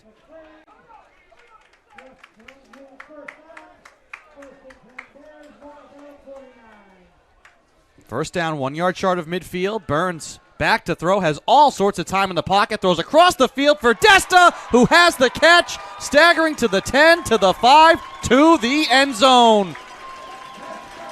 They didn't waste any time there to keep up this scoring barrage that we're seeing.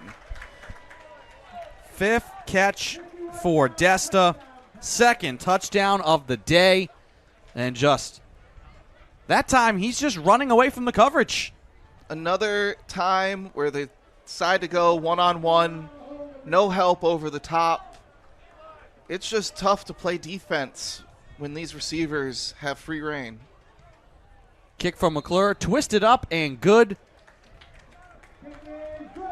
71-28. You know, the pace of this game's been going so quickly. We haven't even had a chance. There's another school record broken today. We already had mentioned that 35-point first quarter was a tie for the school record, and that 64-point effort for the half was now the new tone for the school record. And what does that mean? More push-ups for the Cadets. Yes, I did some math. So in that first half, that's 316 push-ups by the Cadets, adding on another 71. I don't think I've ever done that many in a week, never mind a day. I mean, they may not be done before the next score happens. We're going to have to send some protein down to the north end zone. Send the water boys over there. And we have an informed piece of information here. It is all freshman cadets. Well, they will – a memorable game unfolding for the Cadets. They'll remember it for quite some time. Arms will be sore. Kickoff fielded at the 5-yard line. Space here for LaGrange to run, and he gets out to the 35-yard line. Donovan LaRanger. Good return. Great open field tackle by Cheslock. We've seen in the running game, making play there on special teams. 5 touchdowns for Burns. I mean, there's so much of this game left. I mean, we got to start checking out. I mean, there's going to be records broken in this game. 12 for 13 for 311 yards and 5 touchdowns. Snow, play action fake, rolling to his left, is going to float it to Campos, and it's off his hands. Honestly, the first thing really to go wrong for these wide receivers, who have pretty much made every play they've needed to make here today. That time, an unforced error. Campos got behind the Coast Guard defense. If Nichols is trying to get back in this game, this passing attack is going to keep him there. Both teams are nearly dead even with over 300 yards receiving today.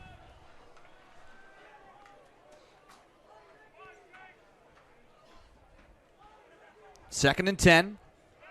Snow looking left, throwing left. Morvan makes the grab, gets out of a tackle. He's got another big gain. Almost a 25-yard pickup. And just making Kaiser miss.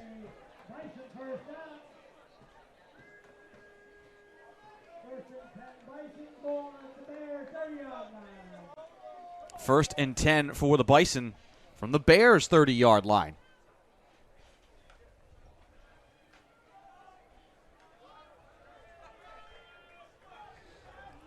Under center again.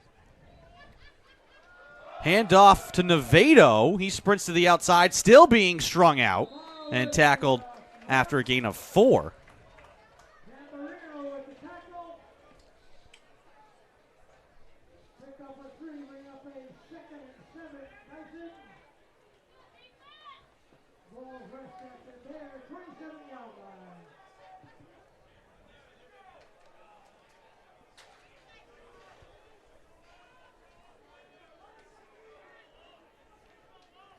Second and long.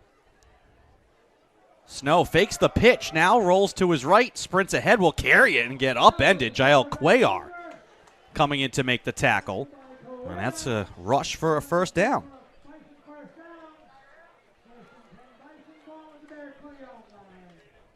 Still showing their commitment to the run game. That's going to lead to success later if they're looking to throw the ball downfield.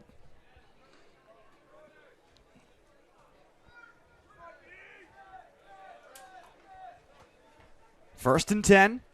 Snow, hard count here.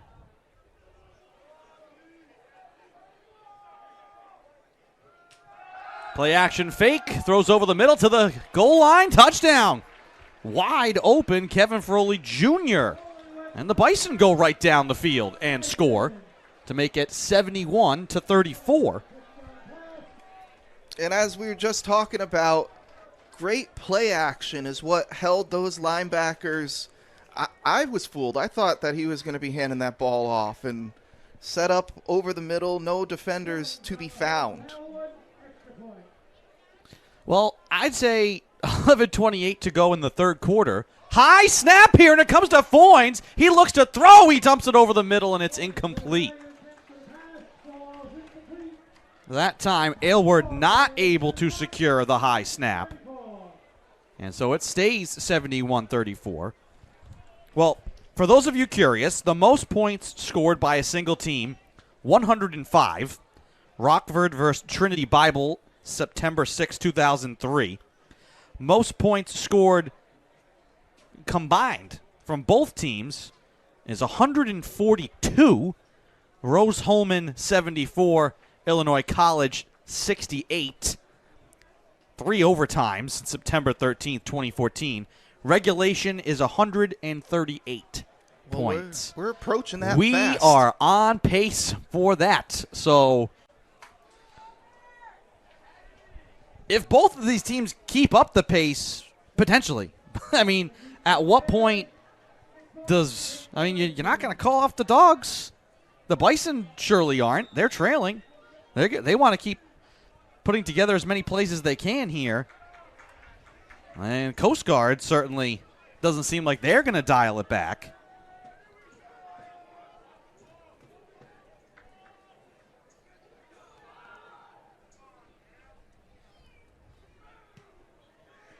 Foynes kickoff to Badani at the 10-yard line along the near side. Now angling middle, waiting for a block, and runs right into the Bison special teams unit. Anthony Shorter, first man there to make the tackle. 105 combined points right now.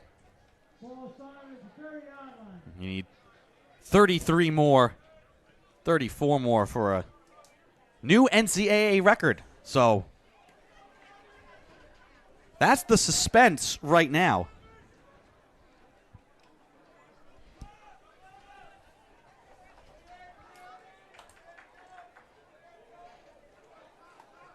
In games like this, if you're Coast Guard, you're just hoping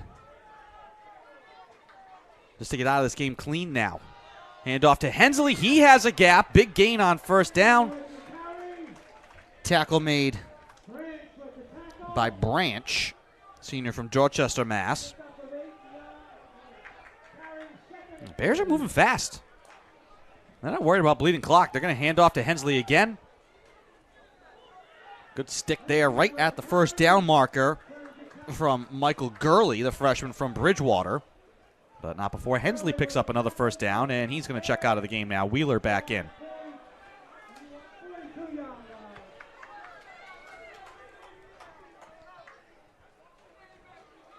Wheeler the handoff. Right up the middle. He churns forward for a gain of 6. And right now, we've said it a couple times, Michael, but the Bears are imposing their will, and you can just see it with the way the blocking is just firing off the line of scrimmage for Coast Guard. Every single lineman is moving with a little extra pep in their step right now. And some frustration here from the Nichols defense, and there's a man down as the crowd parts. And we are going to step aside.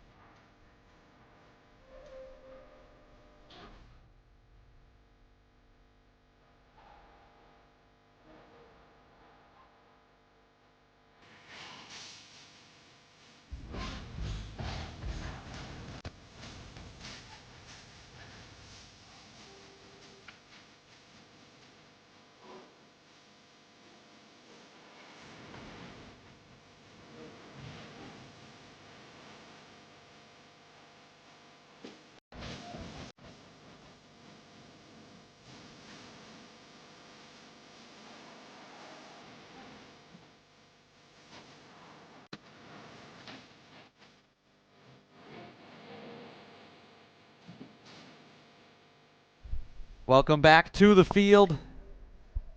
Glad to see that Alec Calverley, despite needing to be put on a stretcher and taken off the field, was able to give the thumbs up. Saw him moving his arms and his legs. Have no idea what the actual injury was or is, but obviously needing the severe medical attention. But, you know, big shout out to the training staffs of both teams and the EMS people who are here in attendance, taking care of that in a professional and timely manner. And he threw his arms up a couple of times once he was on the stretcher and able to signal to his teammates and the crowd, which great show of sportsmanship, gave him a big round of applause. And now we can resume this game, which stands at 71-34. And both teams have been willing to just air it out and continue to push the ball down the field. I don't know if a sobering moment like that might change the approach from either of these teams. Still with 10 minutes to go in the third. Andrew Pizzelli here alongside Michael Millen. As both of these teams try to settle back into a game now. 2nd and 6. Hand off to Wheeler. Steps to the outside and can't get away from Branch. And it's going to be 3rd and short. Actually make that Martin Morange, the senior linebacker from Lynn, Mass, on the tackle.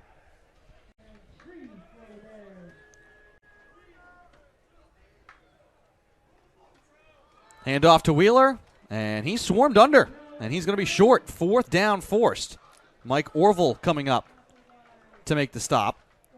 First 4th down today for the Bears. Great job of the defense. Well, actually, now we're a little confused because that's Alec Calverley. Maybe that was Brendan Capola. Do apologize if I misidentified the player who was injured. Burns now on 4th down, rolling to his left, and he's going to throw deep. Has Toby Rowe at the goal line, knocked incomplete.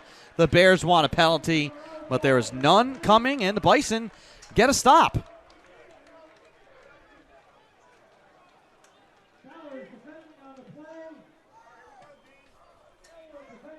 $8:43 to go in the third.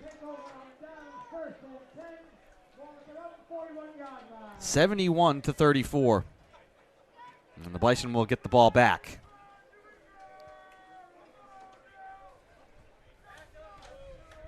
I mentioned before, record for points, combined points in the game is 142. That's in a game that went to triple overtime. 138 points is the regulation record. We're at 105 combined points right now. And Snow, still in the game, has eclipsed 2,000 career passing yards in this game. Play action fake. Looking right now, looking left, and just throws into no man's land. Bears want grounding, but no penalty coming.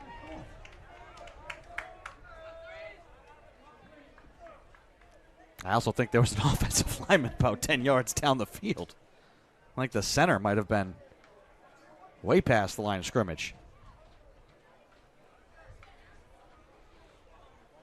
2nd and 10.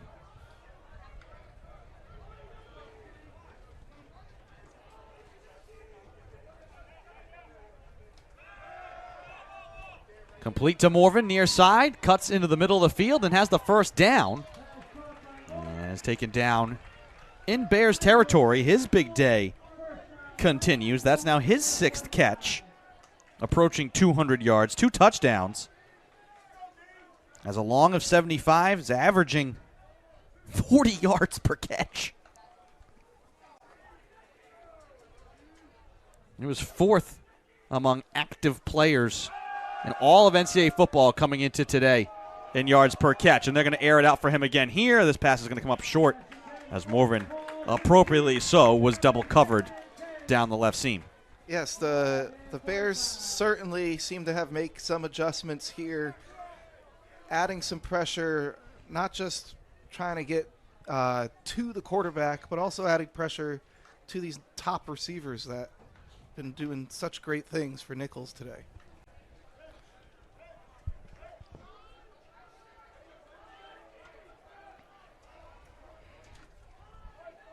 McGee in motion from right to left. Snow back to throw to Navedo in the flat. Makes the catch up to the 40, tripped up at the 35, and he falls forward, has a first down. Great blocking downfield allowed that play to develop. what looked like could have been stopped short came a big 10-yard pickup there.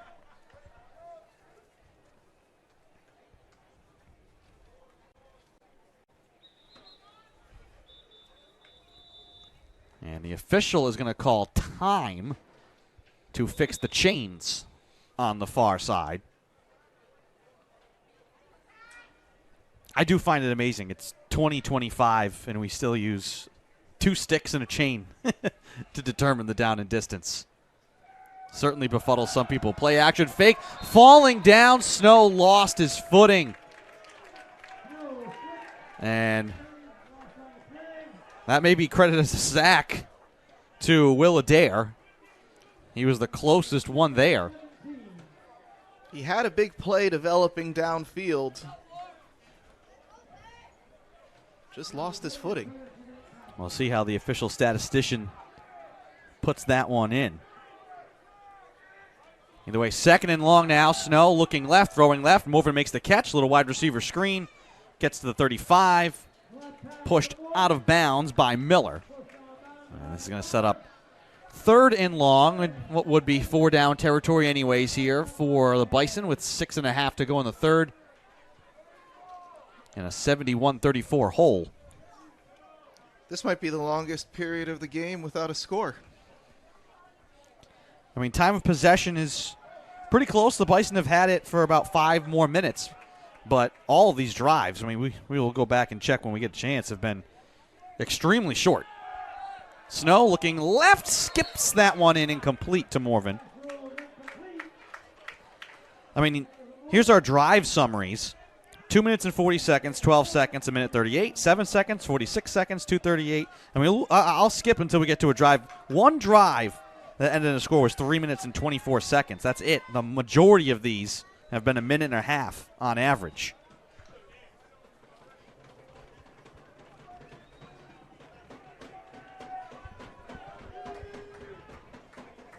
Fourth down here for Nichols. They need 10 yards. Got to get to the Bears' 25. Play clock at 5. Snow back to pass. Steps up into the pocket, looking to run, looking for a block. Navedo throws one for him. And Snow will have the first down. Picks it up with his feet. Great heads-up play. He felt the pocket collapsing around the outside, but there was no pressure in the middle. Was able to just tuck and run and make something out of nothing, keep this drive alive. 10th time he's rushed today. It's time for 33 yards. 1st and 10. 5:25 to go here in the 3rd.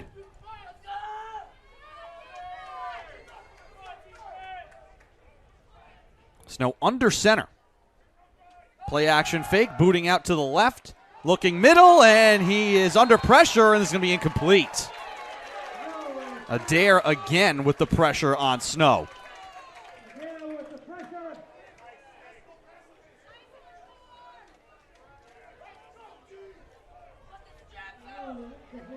Second and long now.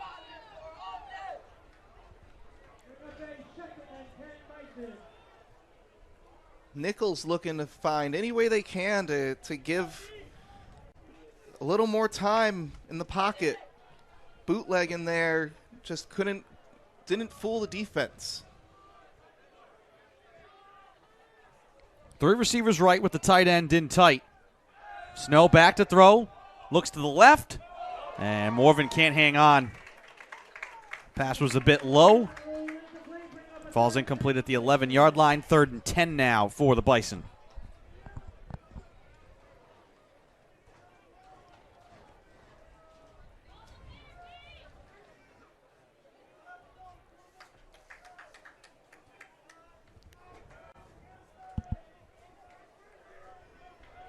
Clock stopped with 5:03 to go here in the 3rd.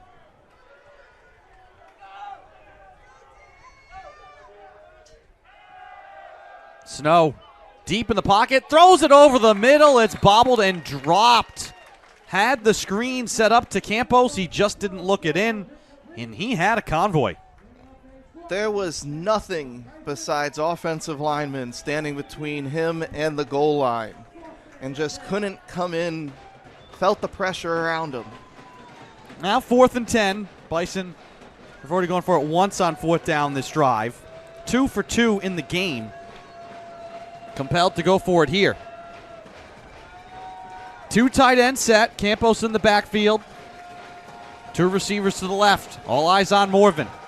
Snow looking that way. Pumping. Now sprinting out to his right. And now he's going to try and take off and run for the first down. He lowers the shoulder, and he has it. Second time this drive, picking up the 4th down with his feet.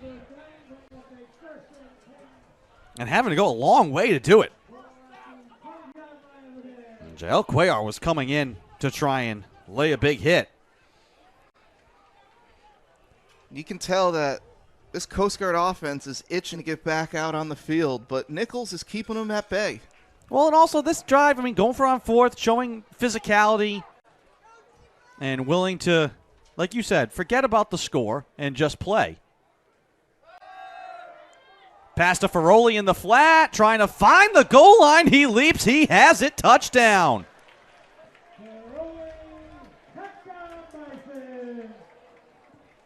Nice drive there from Nichols. That's his second touchdown catch of the day. 5 from Snow here in this game.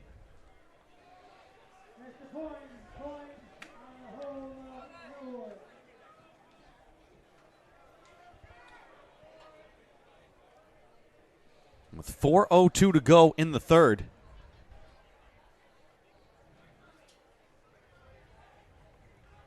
Snap the hold, the kick, low line drive is up and through, 71-41 with 4:02 to go in the third. And Michael, if you're looking for building blocks for the Bison to use for next game, a drive like that is a statement drive for yourself. It's like a self-statement drive, like, okay, we can do this. Oh, 100%. They were controlling the line of scrimmage. They were able to take some shots. They weren't able to connect, but the opportunity was there. And they also showed that with their backs against the wall, they can still convert on those 4th downs to keep the drives alive. It's 5 touchdowns for Snow. We're going to try and find.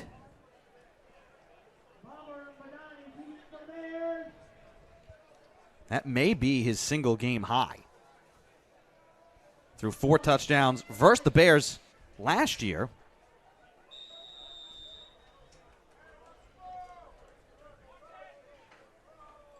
Again, the Bison continue to feign the surprise kick, which is no longer a surprise. I'd like to see that play out for once.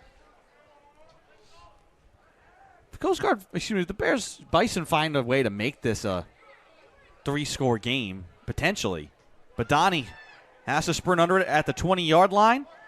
Steps past one man, tiptoes the sideline, and out of play at about the 35. There's still plenty of game left. 30 points doesn't seem like a lot in this game today. And that is a new career high for Snow. 5 touchdowns in a game. With time to go, try and find out what the Nichols single game record is.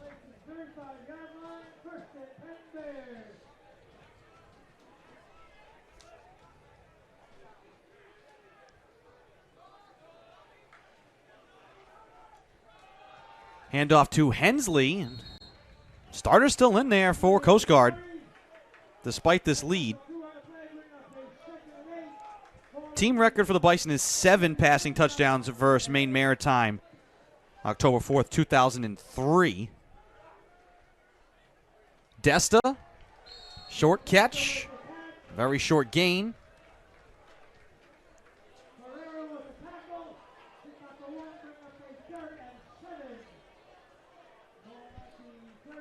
That was Michael Carvin, had all 7 of those touchdowns versus Maine Maritime. Snow may have opportunities to chase that record here in this game. Burns, play action fake, throws to the near side, easily pitch and catch for Polite. He gets hit down at midfield for the first down. McLean and Aylward the tackle. And the Bears are going to run to the line here and set up on first down quickly. Hand off to Hensley. Hops through a tackle. And picks up a big chunk on first down. It's tough to stop any team when they're running the ball like this.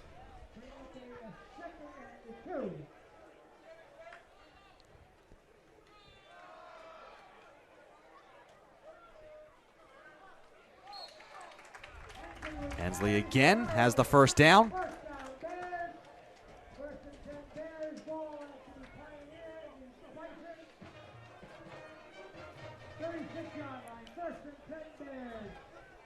That time, Gerke leading the way through the hole to help that spring open.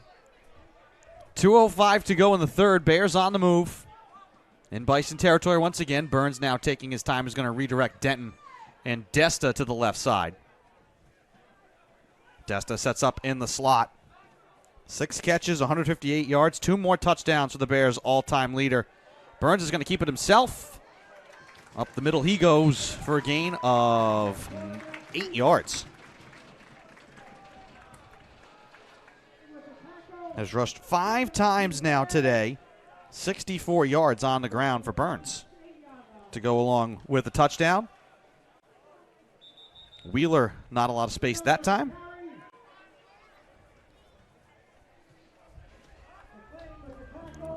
Keeps the clock moving. 3rd and short here for Coast Guard.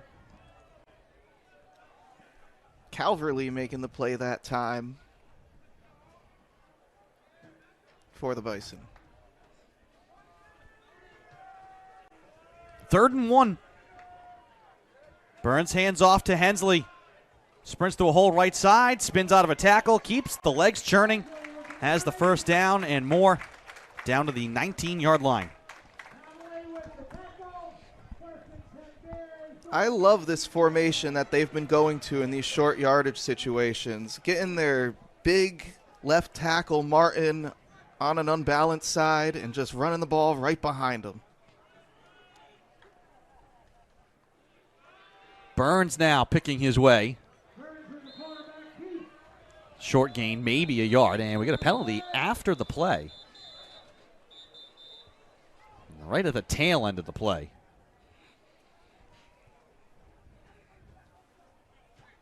.22 seconds to go in the third.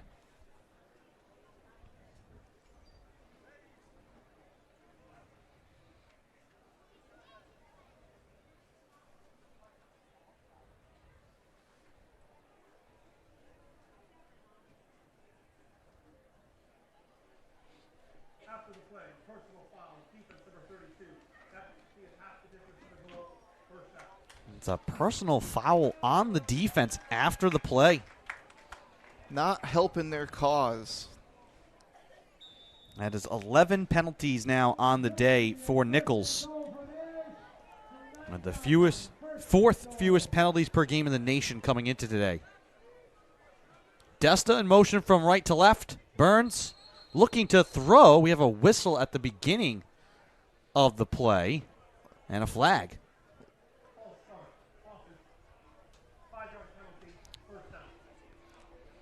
An offensive miscue for the Bears. Just their 5th penalty. And that'll wind the clock, and that will do it for the third quarter. We make the turn for home. Coast Guard here on homecoming in control, leading 71-44. We'll take a break and be right back with the call of the fourth quarter. You're watching non-conference football on the Flow Sports Network.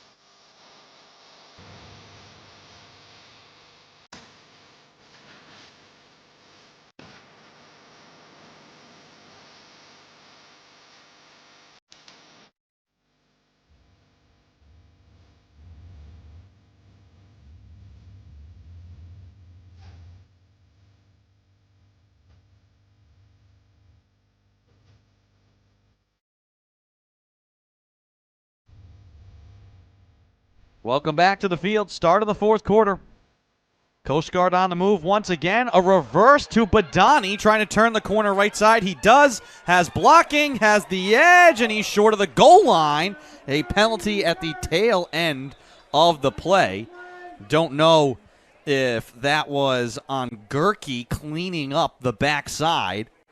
But despite this lead, the Bears still going into the playbook for a little razzle-dazzle. I mean, what a time to come out with another trick play. You're coming off of a slow third quarter for our standards today. And wow, holding against the Bison. So it's going to be a first down and half the distance from the goal from the end of the run. Moves it from the 2-yard line to the 1-yard line. And the Bears are once again going to be knocking on the door, and they're going to bring Harrison Hensley in to run the Wildcat again. Some single wing offense. Hensley already 3 touchdowns on the day. I guess we haven't seen him throw one yet. We've already seen LeBouillier throw a touchdown. Hensley in the gun is going to take it, and he's just going to sprint straight ahead for the goal line and the touchdown. His 4th of the afternoon. All on the ground. And again, I can't give enough credit to the offensive line today. Gerke this time pulling from the right side and just blowing up any remaining defenders in the way.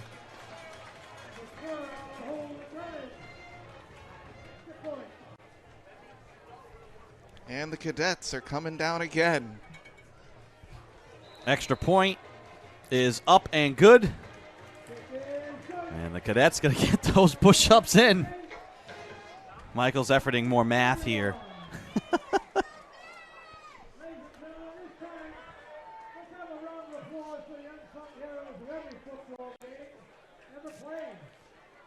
$465 today. That's a lot of push-ups. They will have earned dinner for sure.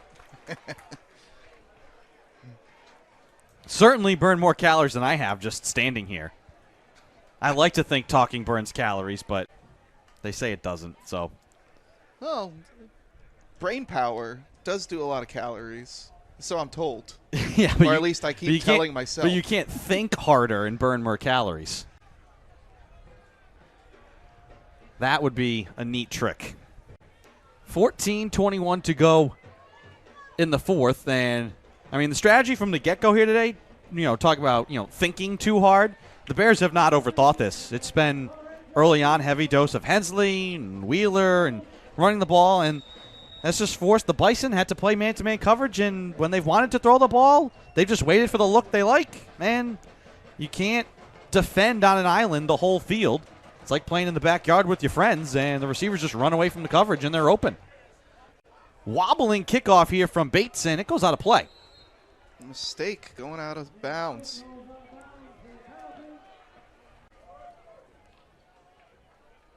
Yeah, like you were saying, the way that Coast Guard's been running the ball today, it's forced Nichols to put 8, sometimes 9 guys in the box. And then you've got nothing to help your corners out over the top. And that's where Coast Guard has really taken advantage on those longer balls.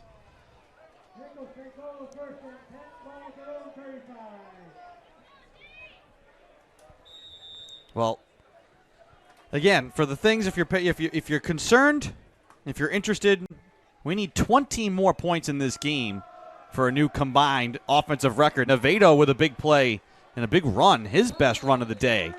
15-yard gain on first down. I mean, that's just 3 more touchdowns, and this could be the highest scoring game in Division III college football history. With 14 minutes to play, and neither team seemingly wanting to slow down the pace. I mean, the Bears did that last drive, but it's still, how long did that drive take? It took 4 minutes and 33 seconds. That is the longest drive of the day. Snow to the left side. Navedo again out of the backfield, keeps his feet. Keyser grabs around the legs. And some more extracurriculars after the whistle. We'll see who this time was the offender.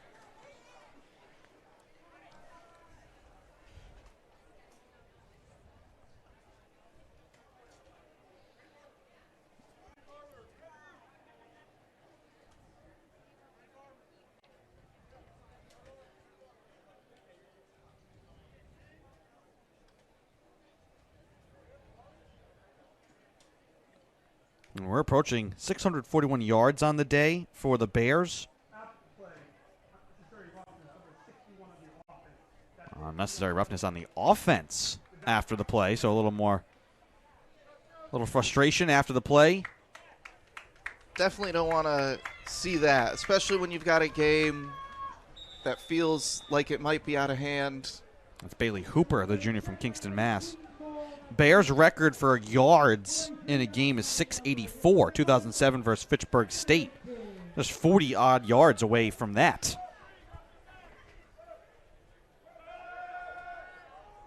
Pass to the left side. And just running through contact is Morvan. Third down and short now for the Bison.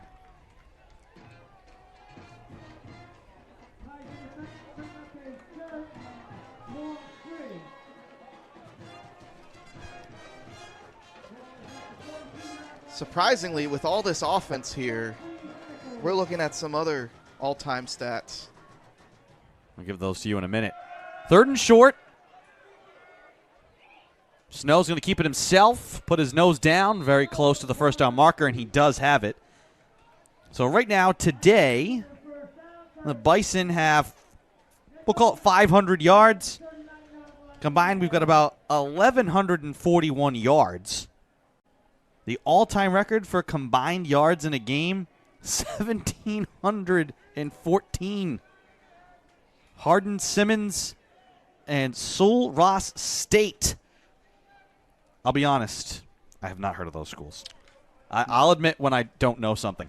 I've not heard either, but seemingly great football out there. Snow back to throw, is going to air out a wobbler down the left side, and it's caught by who else? Morvan for a touchdown. That is incredible. When you need a big play, you got to go to your best player. And again, he's closing in on some all-time school records. I think he's only one touchdown shy now of tying the all-time record over at Nichols College.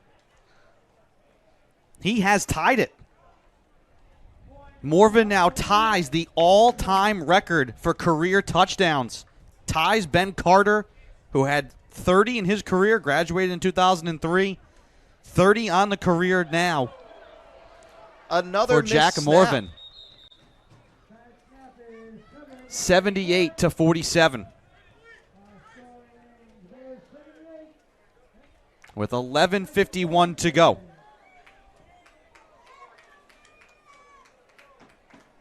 I mean, he needed 458 yards to set the career receiving record. He's got 258 on the day and is averaging 28 a catch. I mean, these are eye-popping offensive numbers. 6 touchdowns of the day for Snow as well. And that one, I mean, that ball had feathers and was quacking on the way out there. But again, I mean, it's the coverage. I mean, it's kind of the same thing we've been saying about the Bison. I mean, that time, trail coverage, you're beat, and when you can just put the ball up there and your receiver has that much time and space, they can make a play. And then Morvan has got the strength and the speed to get away from any defenders. And the focus to find that. That's not an easy ball to catch when it's just dangling up there. All right. If there's a time for the Bison to actually onside kick this, it's now. 11:51 to go, 78-47. And they're not going to do it, at least from the... You can hear the crowd is wanting that. Guess we're not going to see it today. I wouldn't be surprised to see the squib here. Why not? Put the ball in play. He's going to kick deep. Drive Badani to the left side. Fields it at the 20. Stumbling through contact. Taken down at the 32-yard line. The Bears will have it there. 11:44 to go in the fourth quarter. And most of the second half of this game has been a records watch for both teams. Bears have a chance to set a single-game yardage mark. I mean, we're 14 points away from this being the highest scoring game in college football history, at least by our math.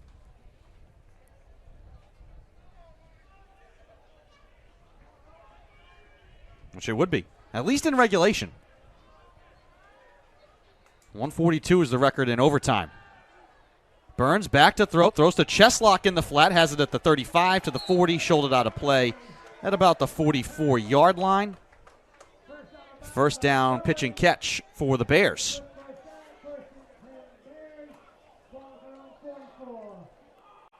It's not the only high-scoring game across the Newmac. Norwich 50-0 on top of Maine Maritime. SUNY Maritime trailing 41-7. That game is final. Endicott picking up the win. Salva Regina 24-12 over William Patterson. That's a big win for the Seahawks to stay perfect on the year. 15-13. That is the opposite of the game we've had here today. WPI tops Husson. And then 28-12, Wisconsin Platteville defeats Springfield, handing the Pride their second loss of the year. Springfield, the reigning conference champion. They've won 4 straight in the Newmac. The standard bearer here in the Newmac. 55-20 to claim the conference crown last year. Burns back to throw, has time in the pocket to the near side. LeBouillier makes the grab just past midfield, but 2 yards short of a first down. It's going to be 3rd and short here with 10 and change to go in the 4th. I trust my offensive line here. They've been doing a great job of pushing off and winning the battle in the trenches. Burns looks to throw, has LeBouillier. First down. Gang tackled along the near side. Jack Beebe, freshman from Pawcatuck, Connecticut. Not too far away from here in New London. Spread look here. Tight end row tight to the right with Cheslock in the backfield. Burns hands off to him, and he's greeted in the backfield. Coming through the line, the play made there by Beebe once again.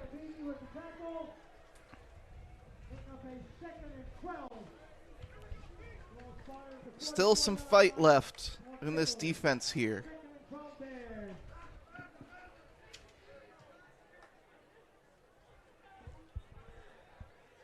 Pass out to Cheslock, trying to make a man miss, and he tiptoes the sideline, is out of play. 3rd and long coming up now.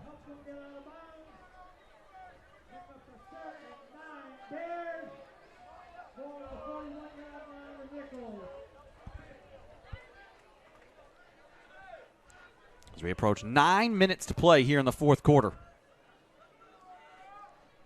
Burns has the shotgun snap, back to throw, no pressure. Spins it to the near side, a low pass. Is it caught? Yes. Reaching down with the fingertips. He had to stretch every inch he could to get under that ball. First down for Coast Guard. They've barely moved the chains. They're handing off now. Cheslock to the left side, spins away from one man, taken down at the 21-yard line, finally ridden down by Michael Gurley. 2nd and short now, as the man is shaken up here for the Bison. And that's Donovan Loringer. Oh, hops to his feet and is going to sprint off. We'll keep it here.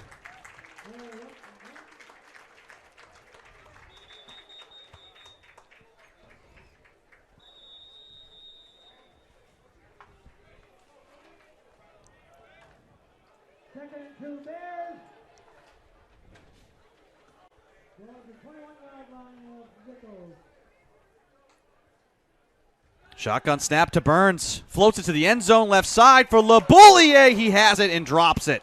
In and out of his hands. Good coverage there by the Bison, and a man down in the end zone as well. And we'll step aside this time. And I think the coverage there was tight and falling down to the ground. Jonathan Ferreira got his arm pinned to the ground. And he's going to need to be tended to, and we'll step aside with 8:05 to go in the 4th.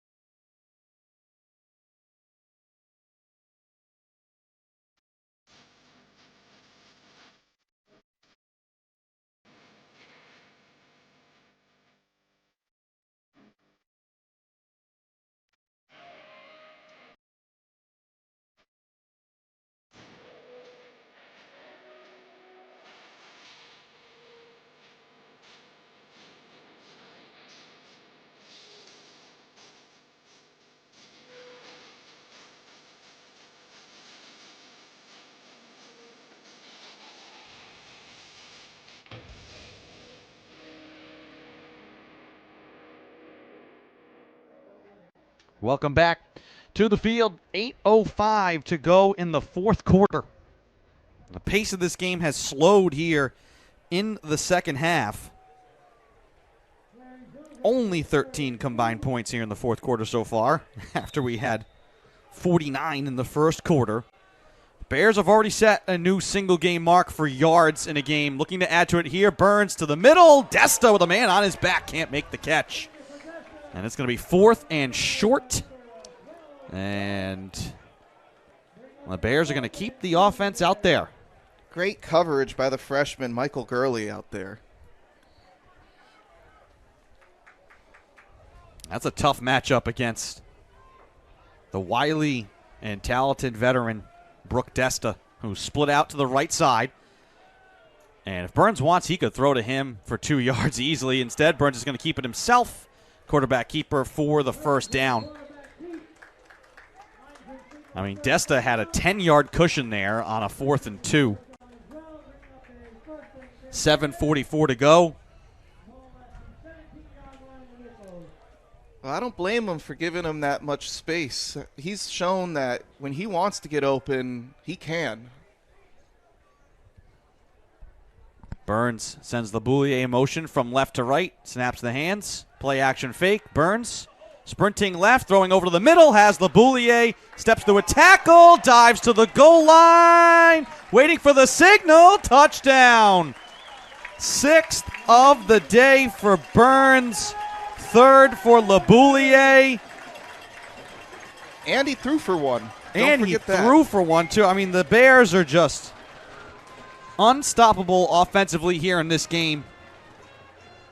84 points, extra point coming. With 7:13 to go in the fourth.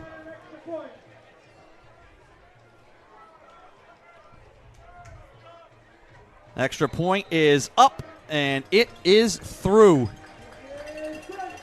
You are watching one of the highest scoring games in Division III football history. 7 points away from being the highest scoring game combined in regulation.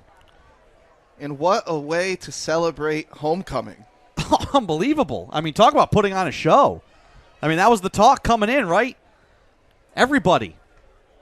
People taking tickets, people, checking IDs at the gate, helping you park. Everyone. All the alumni. Is it going to be a show today? Is it going to be a show? Big day for the Bears? I mean, the Bears heard it, and they've provided it. For and sure. Unfortunately for Nichols, it's been at their expense.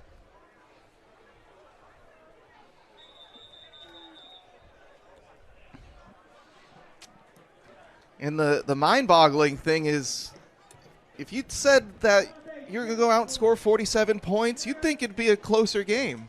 I mean, we thought it would be a shootout. I mean, look at the recent history. 49-42 here 2 years ago. That was a slow start for Nichols. They weren't able to recover. 56-47, Nichols wins last year up in Dudley. I mean, we expected these to be high-scoring games, and it is. It's just reached a different level. Kickoff fielded at the 5-yard line. Loringer gets up to the 18 and no further. Great open field tackle by Jackson Freds. Freshman.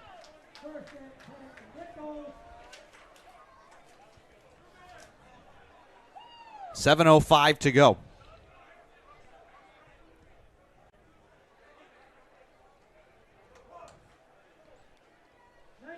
And the way most of these drives have been going, we still might have time for another 3 or 4 touchdowns. Most points scored by both teams in a regulation is 138. We're at 132 right now. And a lot of starters for both teams still in the game. This is Toth, and he gets clothesline down. Oh, my goodness. What a hit. Ethan coming up big in that play. I mean, Toth has not been on the field a lot recently. It's been Nevado, and checks back into the game. Looked to have a good gain, and then greeted by a forearm. Second and short. Snow under center. Play action fake. Plenty of time in the pocket, and he's going to go deep. Another wobbling pass. Morven has it at the 45-yard line of the Bears. Another big chunk. And that ball does not look necessarily all that pretty, but it has been on the money when Snow is looking for Morven. And again, another big play from Morven. Nichols is not hiding who they are trying to get the ball to today. I mean, he's just piling on to his day. I mean, that's 11 catches now, approaching 300 yards receiving. Snow left side, catches made, short of a first down. Cannowell, excuse me.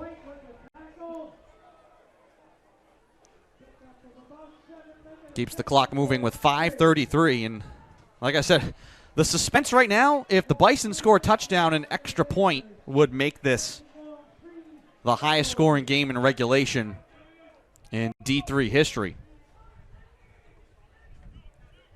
Snow throws to the left. Spilled out of bounds. Canwell. First down, stops the clock.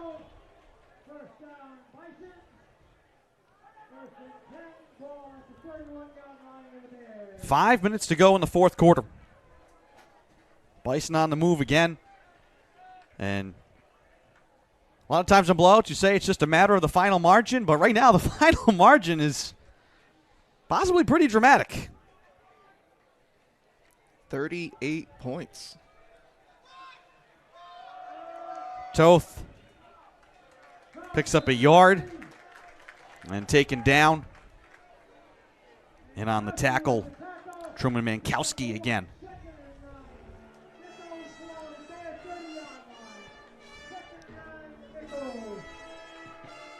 I mean, this has been a show for the Bears and their fans and alumni here today.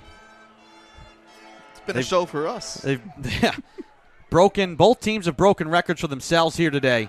They'll be making NCAA history as well. Canwell able to dive out of a tackle. He's going to be just at the first down marker. 4 minutes to go. Ty Tamburino up to make the tackle.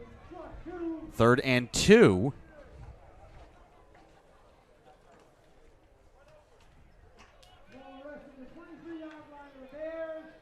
$85-47 here in the fourth quarter. I mean, games like this are going to skew the per-game stats. Nevado sprints up the middle. He has the first down. I mean, this is going to keep Coast Guard's offense in the top 10 for quite a while. For certain. This season. I mean, already had 14th most first downs in the country. 8th in yards per completion. This pass to the left side is incomplete. Had the 10th best rushing attack in the nation. 4th in yards per game. That is going to jump up again.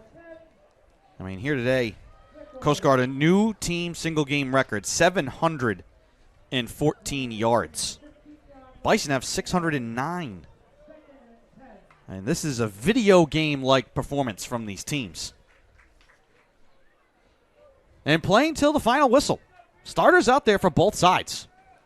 Spread look here. 3:16 to go. Nevado motions out to the right. Snow's going to keep it himself, angling left. Snow carrying tacklers down to the 4. And it's going to be goal to go here for the Bison as we approach 3 minutes to play. This has just been an offensive showcase by both teams today.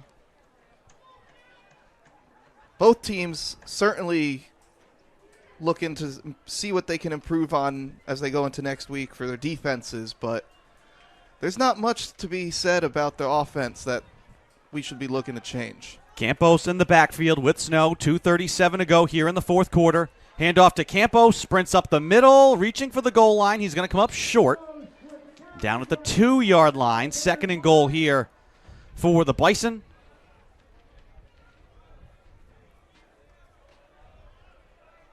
A touchdown and an extra point would make this the highest scoring game in regulation in Division III college football history.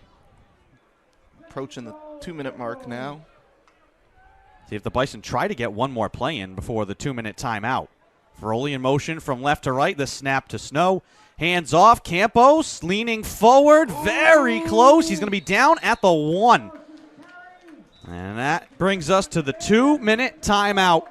We will step aside. It will be 3rd and goal to go from the 1-yard line when we return. You're watching non-conference Division III football on the Flow Sports Network.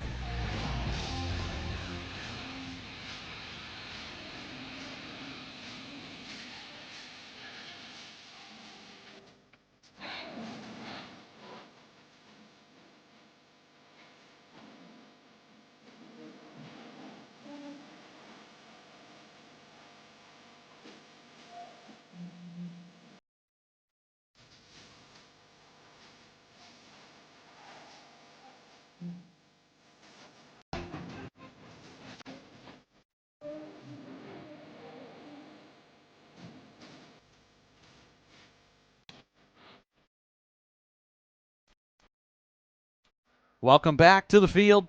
1:56 to go here in New London. Andrew Pizzelli alongside Michael Millen bringing you the call of this game. We knew it was going to be high scoring. We thought it might be a track meet. The Bears sprinted away in this game, but a chance here for some history. 3rd and goal to go. Snow leaning forward. Does he have the goal line? He does. Touchdown, Bison. That ties the most points for two teams in regulation. 138 combined points. And now an extra point or a 2-point play here for history. Offense is still out on the field right now. And the Bison want to go for 2. For this game to stand alone as the highest scoring game in D3 football history. Snow will be in the gun. Novato to his right. Where is Jack Morvan? Snap to Snow. Pitch to Novato to the right. Stutter step to the left, and he is going to be short. Great open field tackle by Miller coming up to make that play. 85-53 it will remain. But now this game, along with 2 others, Gustavus Adolphus and Buena Vista, 80-58 in 2001. Brockport and Hartwick, November 22nd, 2008. Coast Guard and Nichols, September 20th, 2025. All 138 combined point games. That is if Coast Guard decides to just run out the clock. The way that today's gone, I don't think that's even crossed their mind. I'm not going to say anything. I don't know. I would say I'd be stunned, but I mean, anything. These two teams are playing to the final whistle, and honestly, I mean, you can't. I don't think either team feels disrespected by it. Doesn't seem like there's any bad blood for it. They're just going to keep playing.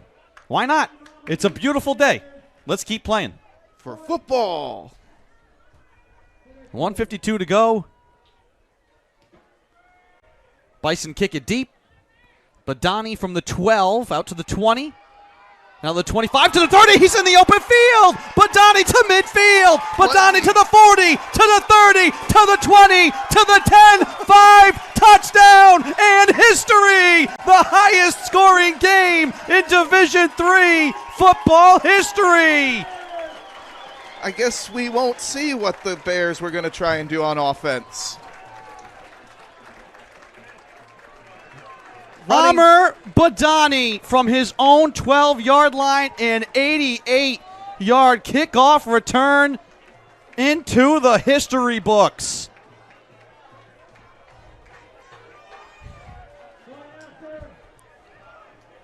Unbelievable.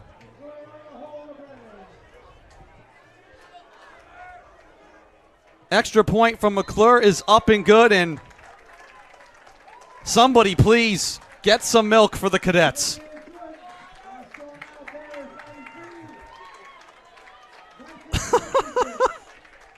Almost. Michael, you know me. You've known me for a long time. How often would I say I'm speechless? I've never Heard me utter those words? I've never thought to describe you anyway like that. A couple of years, 2 years ago, the Bears put up 93 points. They're a point shy of that now against Anna Maria, but that game got out of control, and both teams kind of laid off in the fourth quarter. This has been two teams just, you said at halftime, forget the score. Play like it's nothing. These two teams are just doing that for the whole entire game, but every possession. Every possession offensively and executing. I mean, 92-53.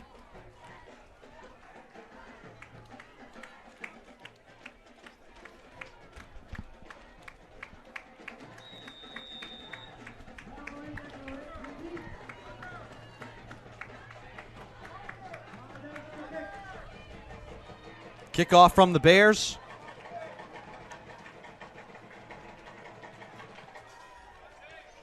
Twisting to the left side, and it's going to bounce into the end zone for a touchback. This certainly has been a tale of two halves. And by that, I mean we have the score of 2 full games in each half. I mean, the quarters. I mean, the first quarter could be a complete game. 35-14. That was a good game. This But 3-point game, if we're just looking at the second half, 28-25 in favor of Coast Guard still, but do you think Nichols is going to just run out the clock? I don't know. absolutely not. This is like the last 2 minutes of a basketball game. This is a blowout basketball game, 92-53. 3-point shot was falling for the Bears today. That was the difference. That was the difference. Timeout called here. We'll take it as well. 1:36 to go here in the highest scoring game in Division III college football history. We'll be right back.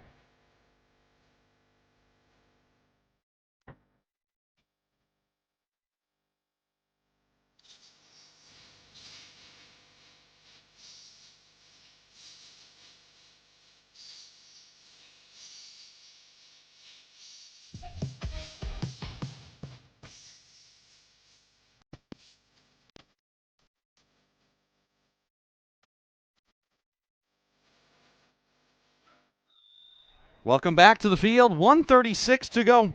Andrew Pizzelli here alongside Michael Millen. Bison are going to hand off. Toth will tote it for a first down. The numbers in this game are just mind-boggling. The Bears have 38 first downs in the game. They have 714 yards of offense. The Bison have 624. Snow back to throw. He's going to air it out deep down the left side. Has a man, but a bit too far. And out of the reach of Murphy. He had the step, just couldn't connect there. We could have seen another touchdown one play later.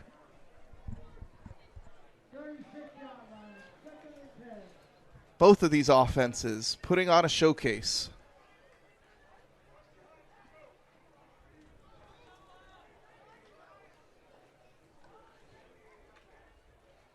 Snow fakes the handoff, throws it left. Route is undercut, but Murphy snags it and has the first down out of play.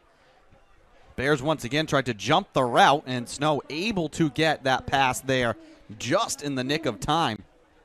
That's a hard throw to complete. Running out towards the sideline, yeah, the pass is only 4 or 5 yards over the line of scrimmage, but he's got to throw it about 25 yards to get it out there. Tamburino almost had that, and he would have been gone. Handoff to Toth. To the left side, carrying tackler forward for a gain of 4. 50 seconds to go.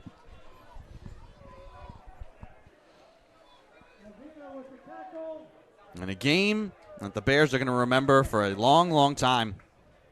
The people who came here today, those of you who tuned in, got to witness history. 34 seconds to go. Snow in the gun.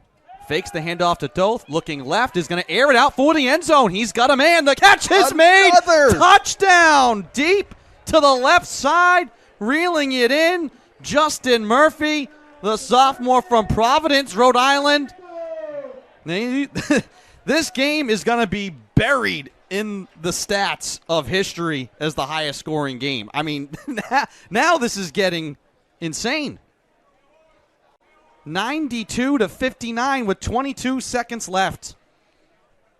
It's a good thing those cadets don't have to do push-ups for the away team. But some of them are doing anyways. No, they're still trying to finish their 400 and something. No, we broke 600. We're at 642 for the day.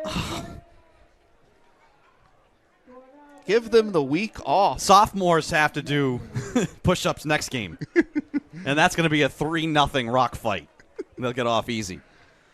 Extra point is good, 92-60. Plenty of time for another touchdown. Now, far and away, the highest scoring game. The previous record, we said it to you before, regulation overtime doesn't matter. The highest scoring game, including overtime, was 142 points. And we are well past that, 92-60. 152 combined points. We're approaching the game. Overtime record. No, we're past it. Oh. It was 142. We're at 152. Forget overtime. We do it in the regular time. Points to kick off.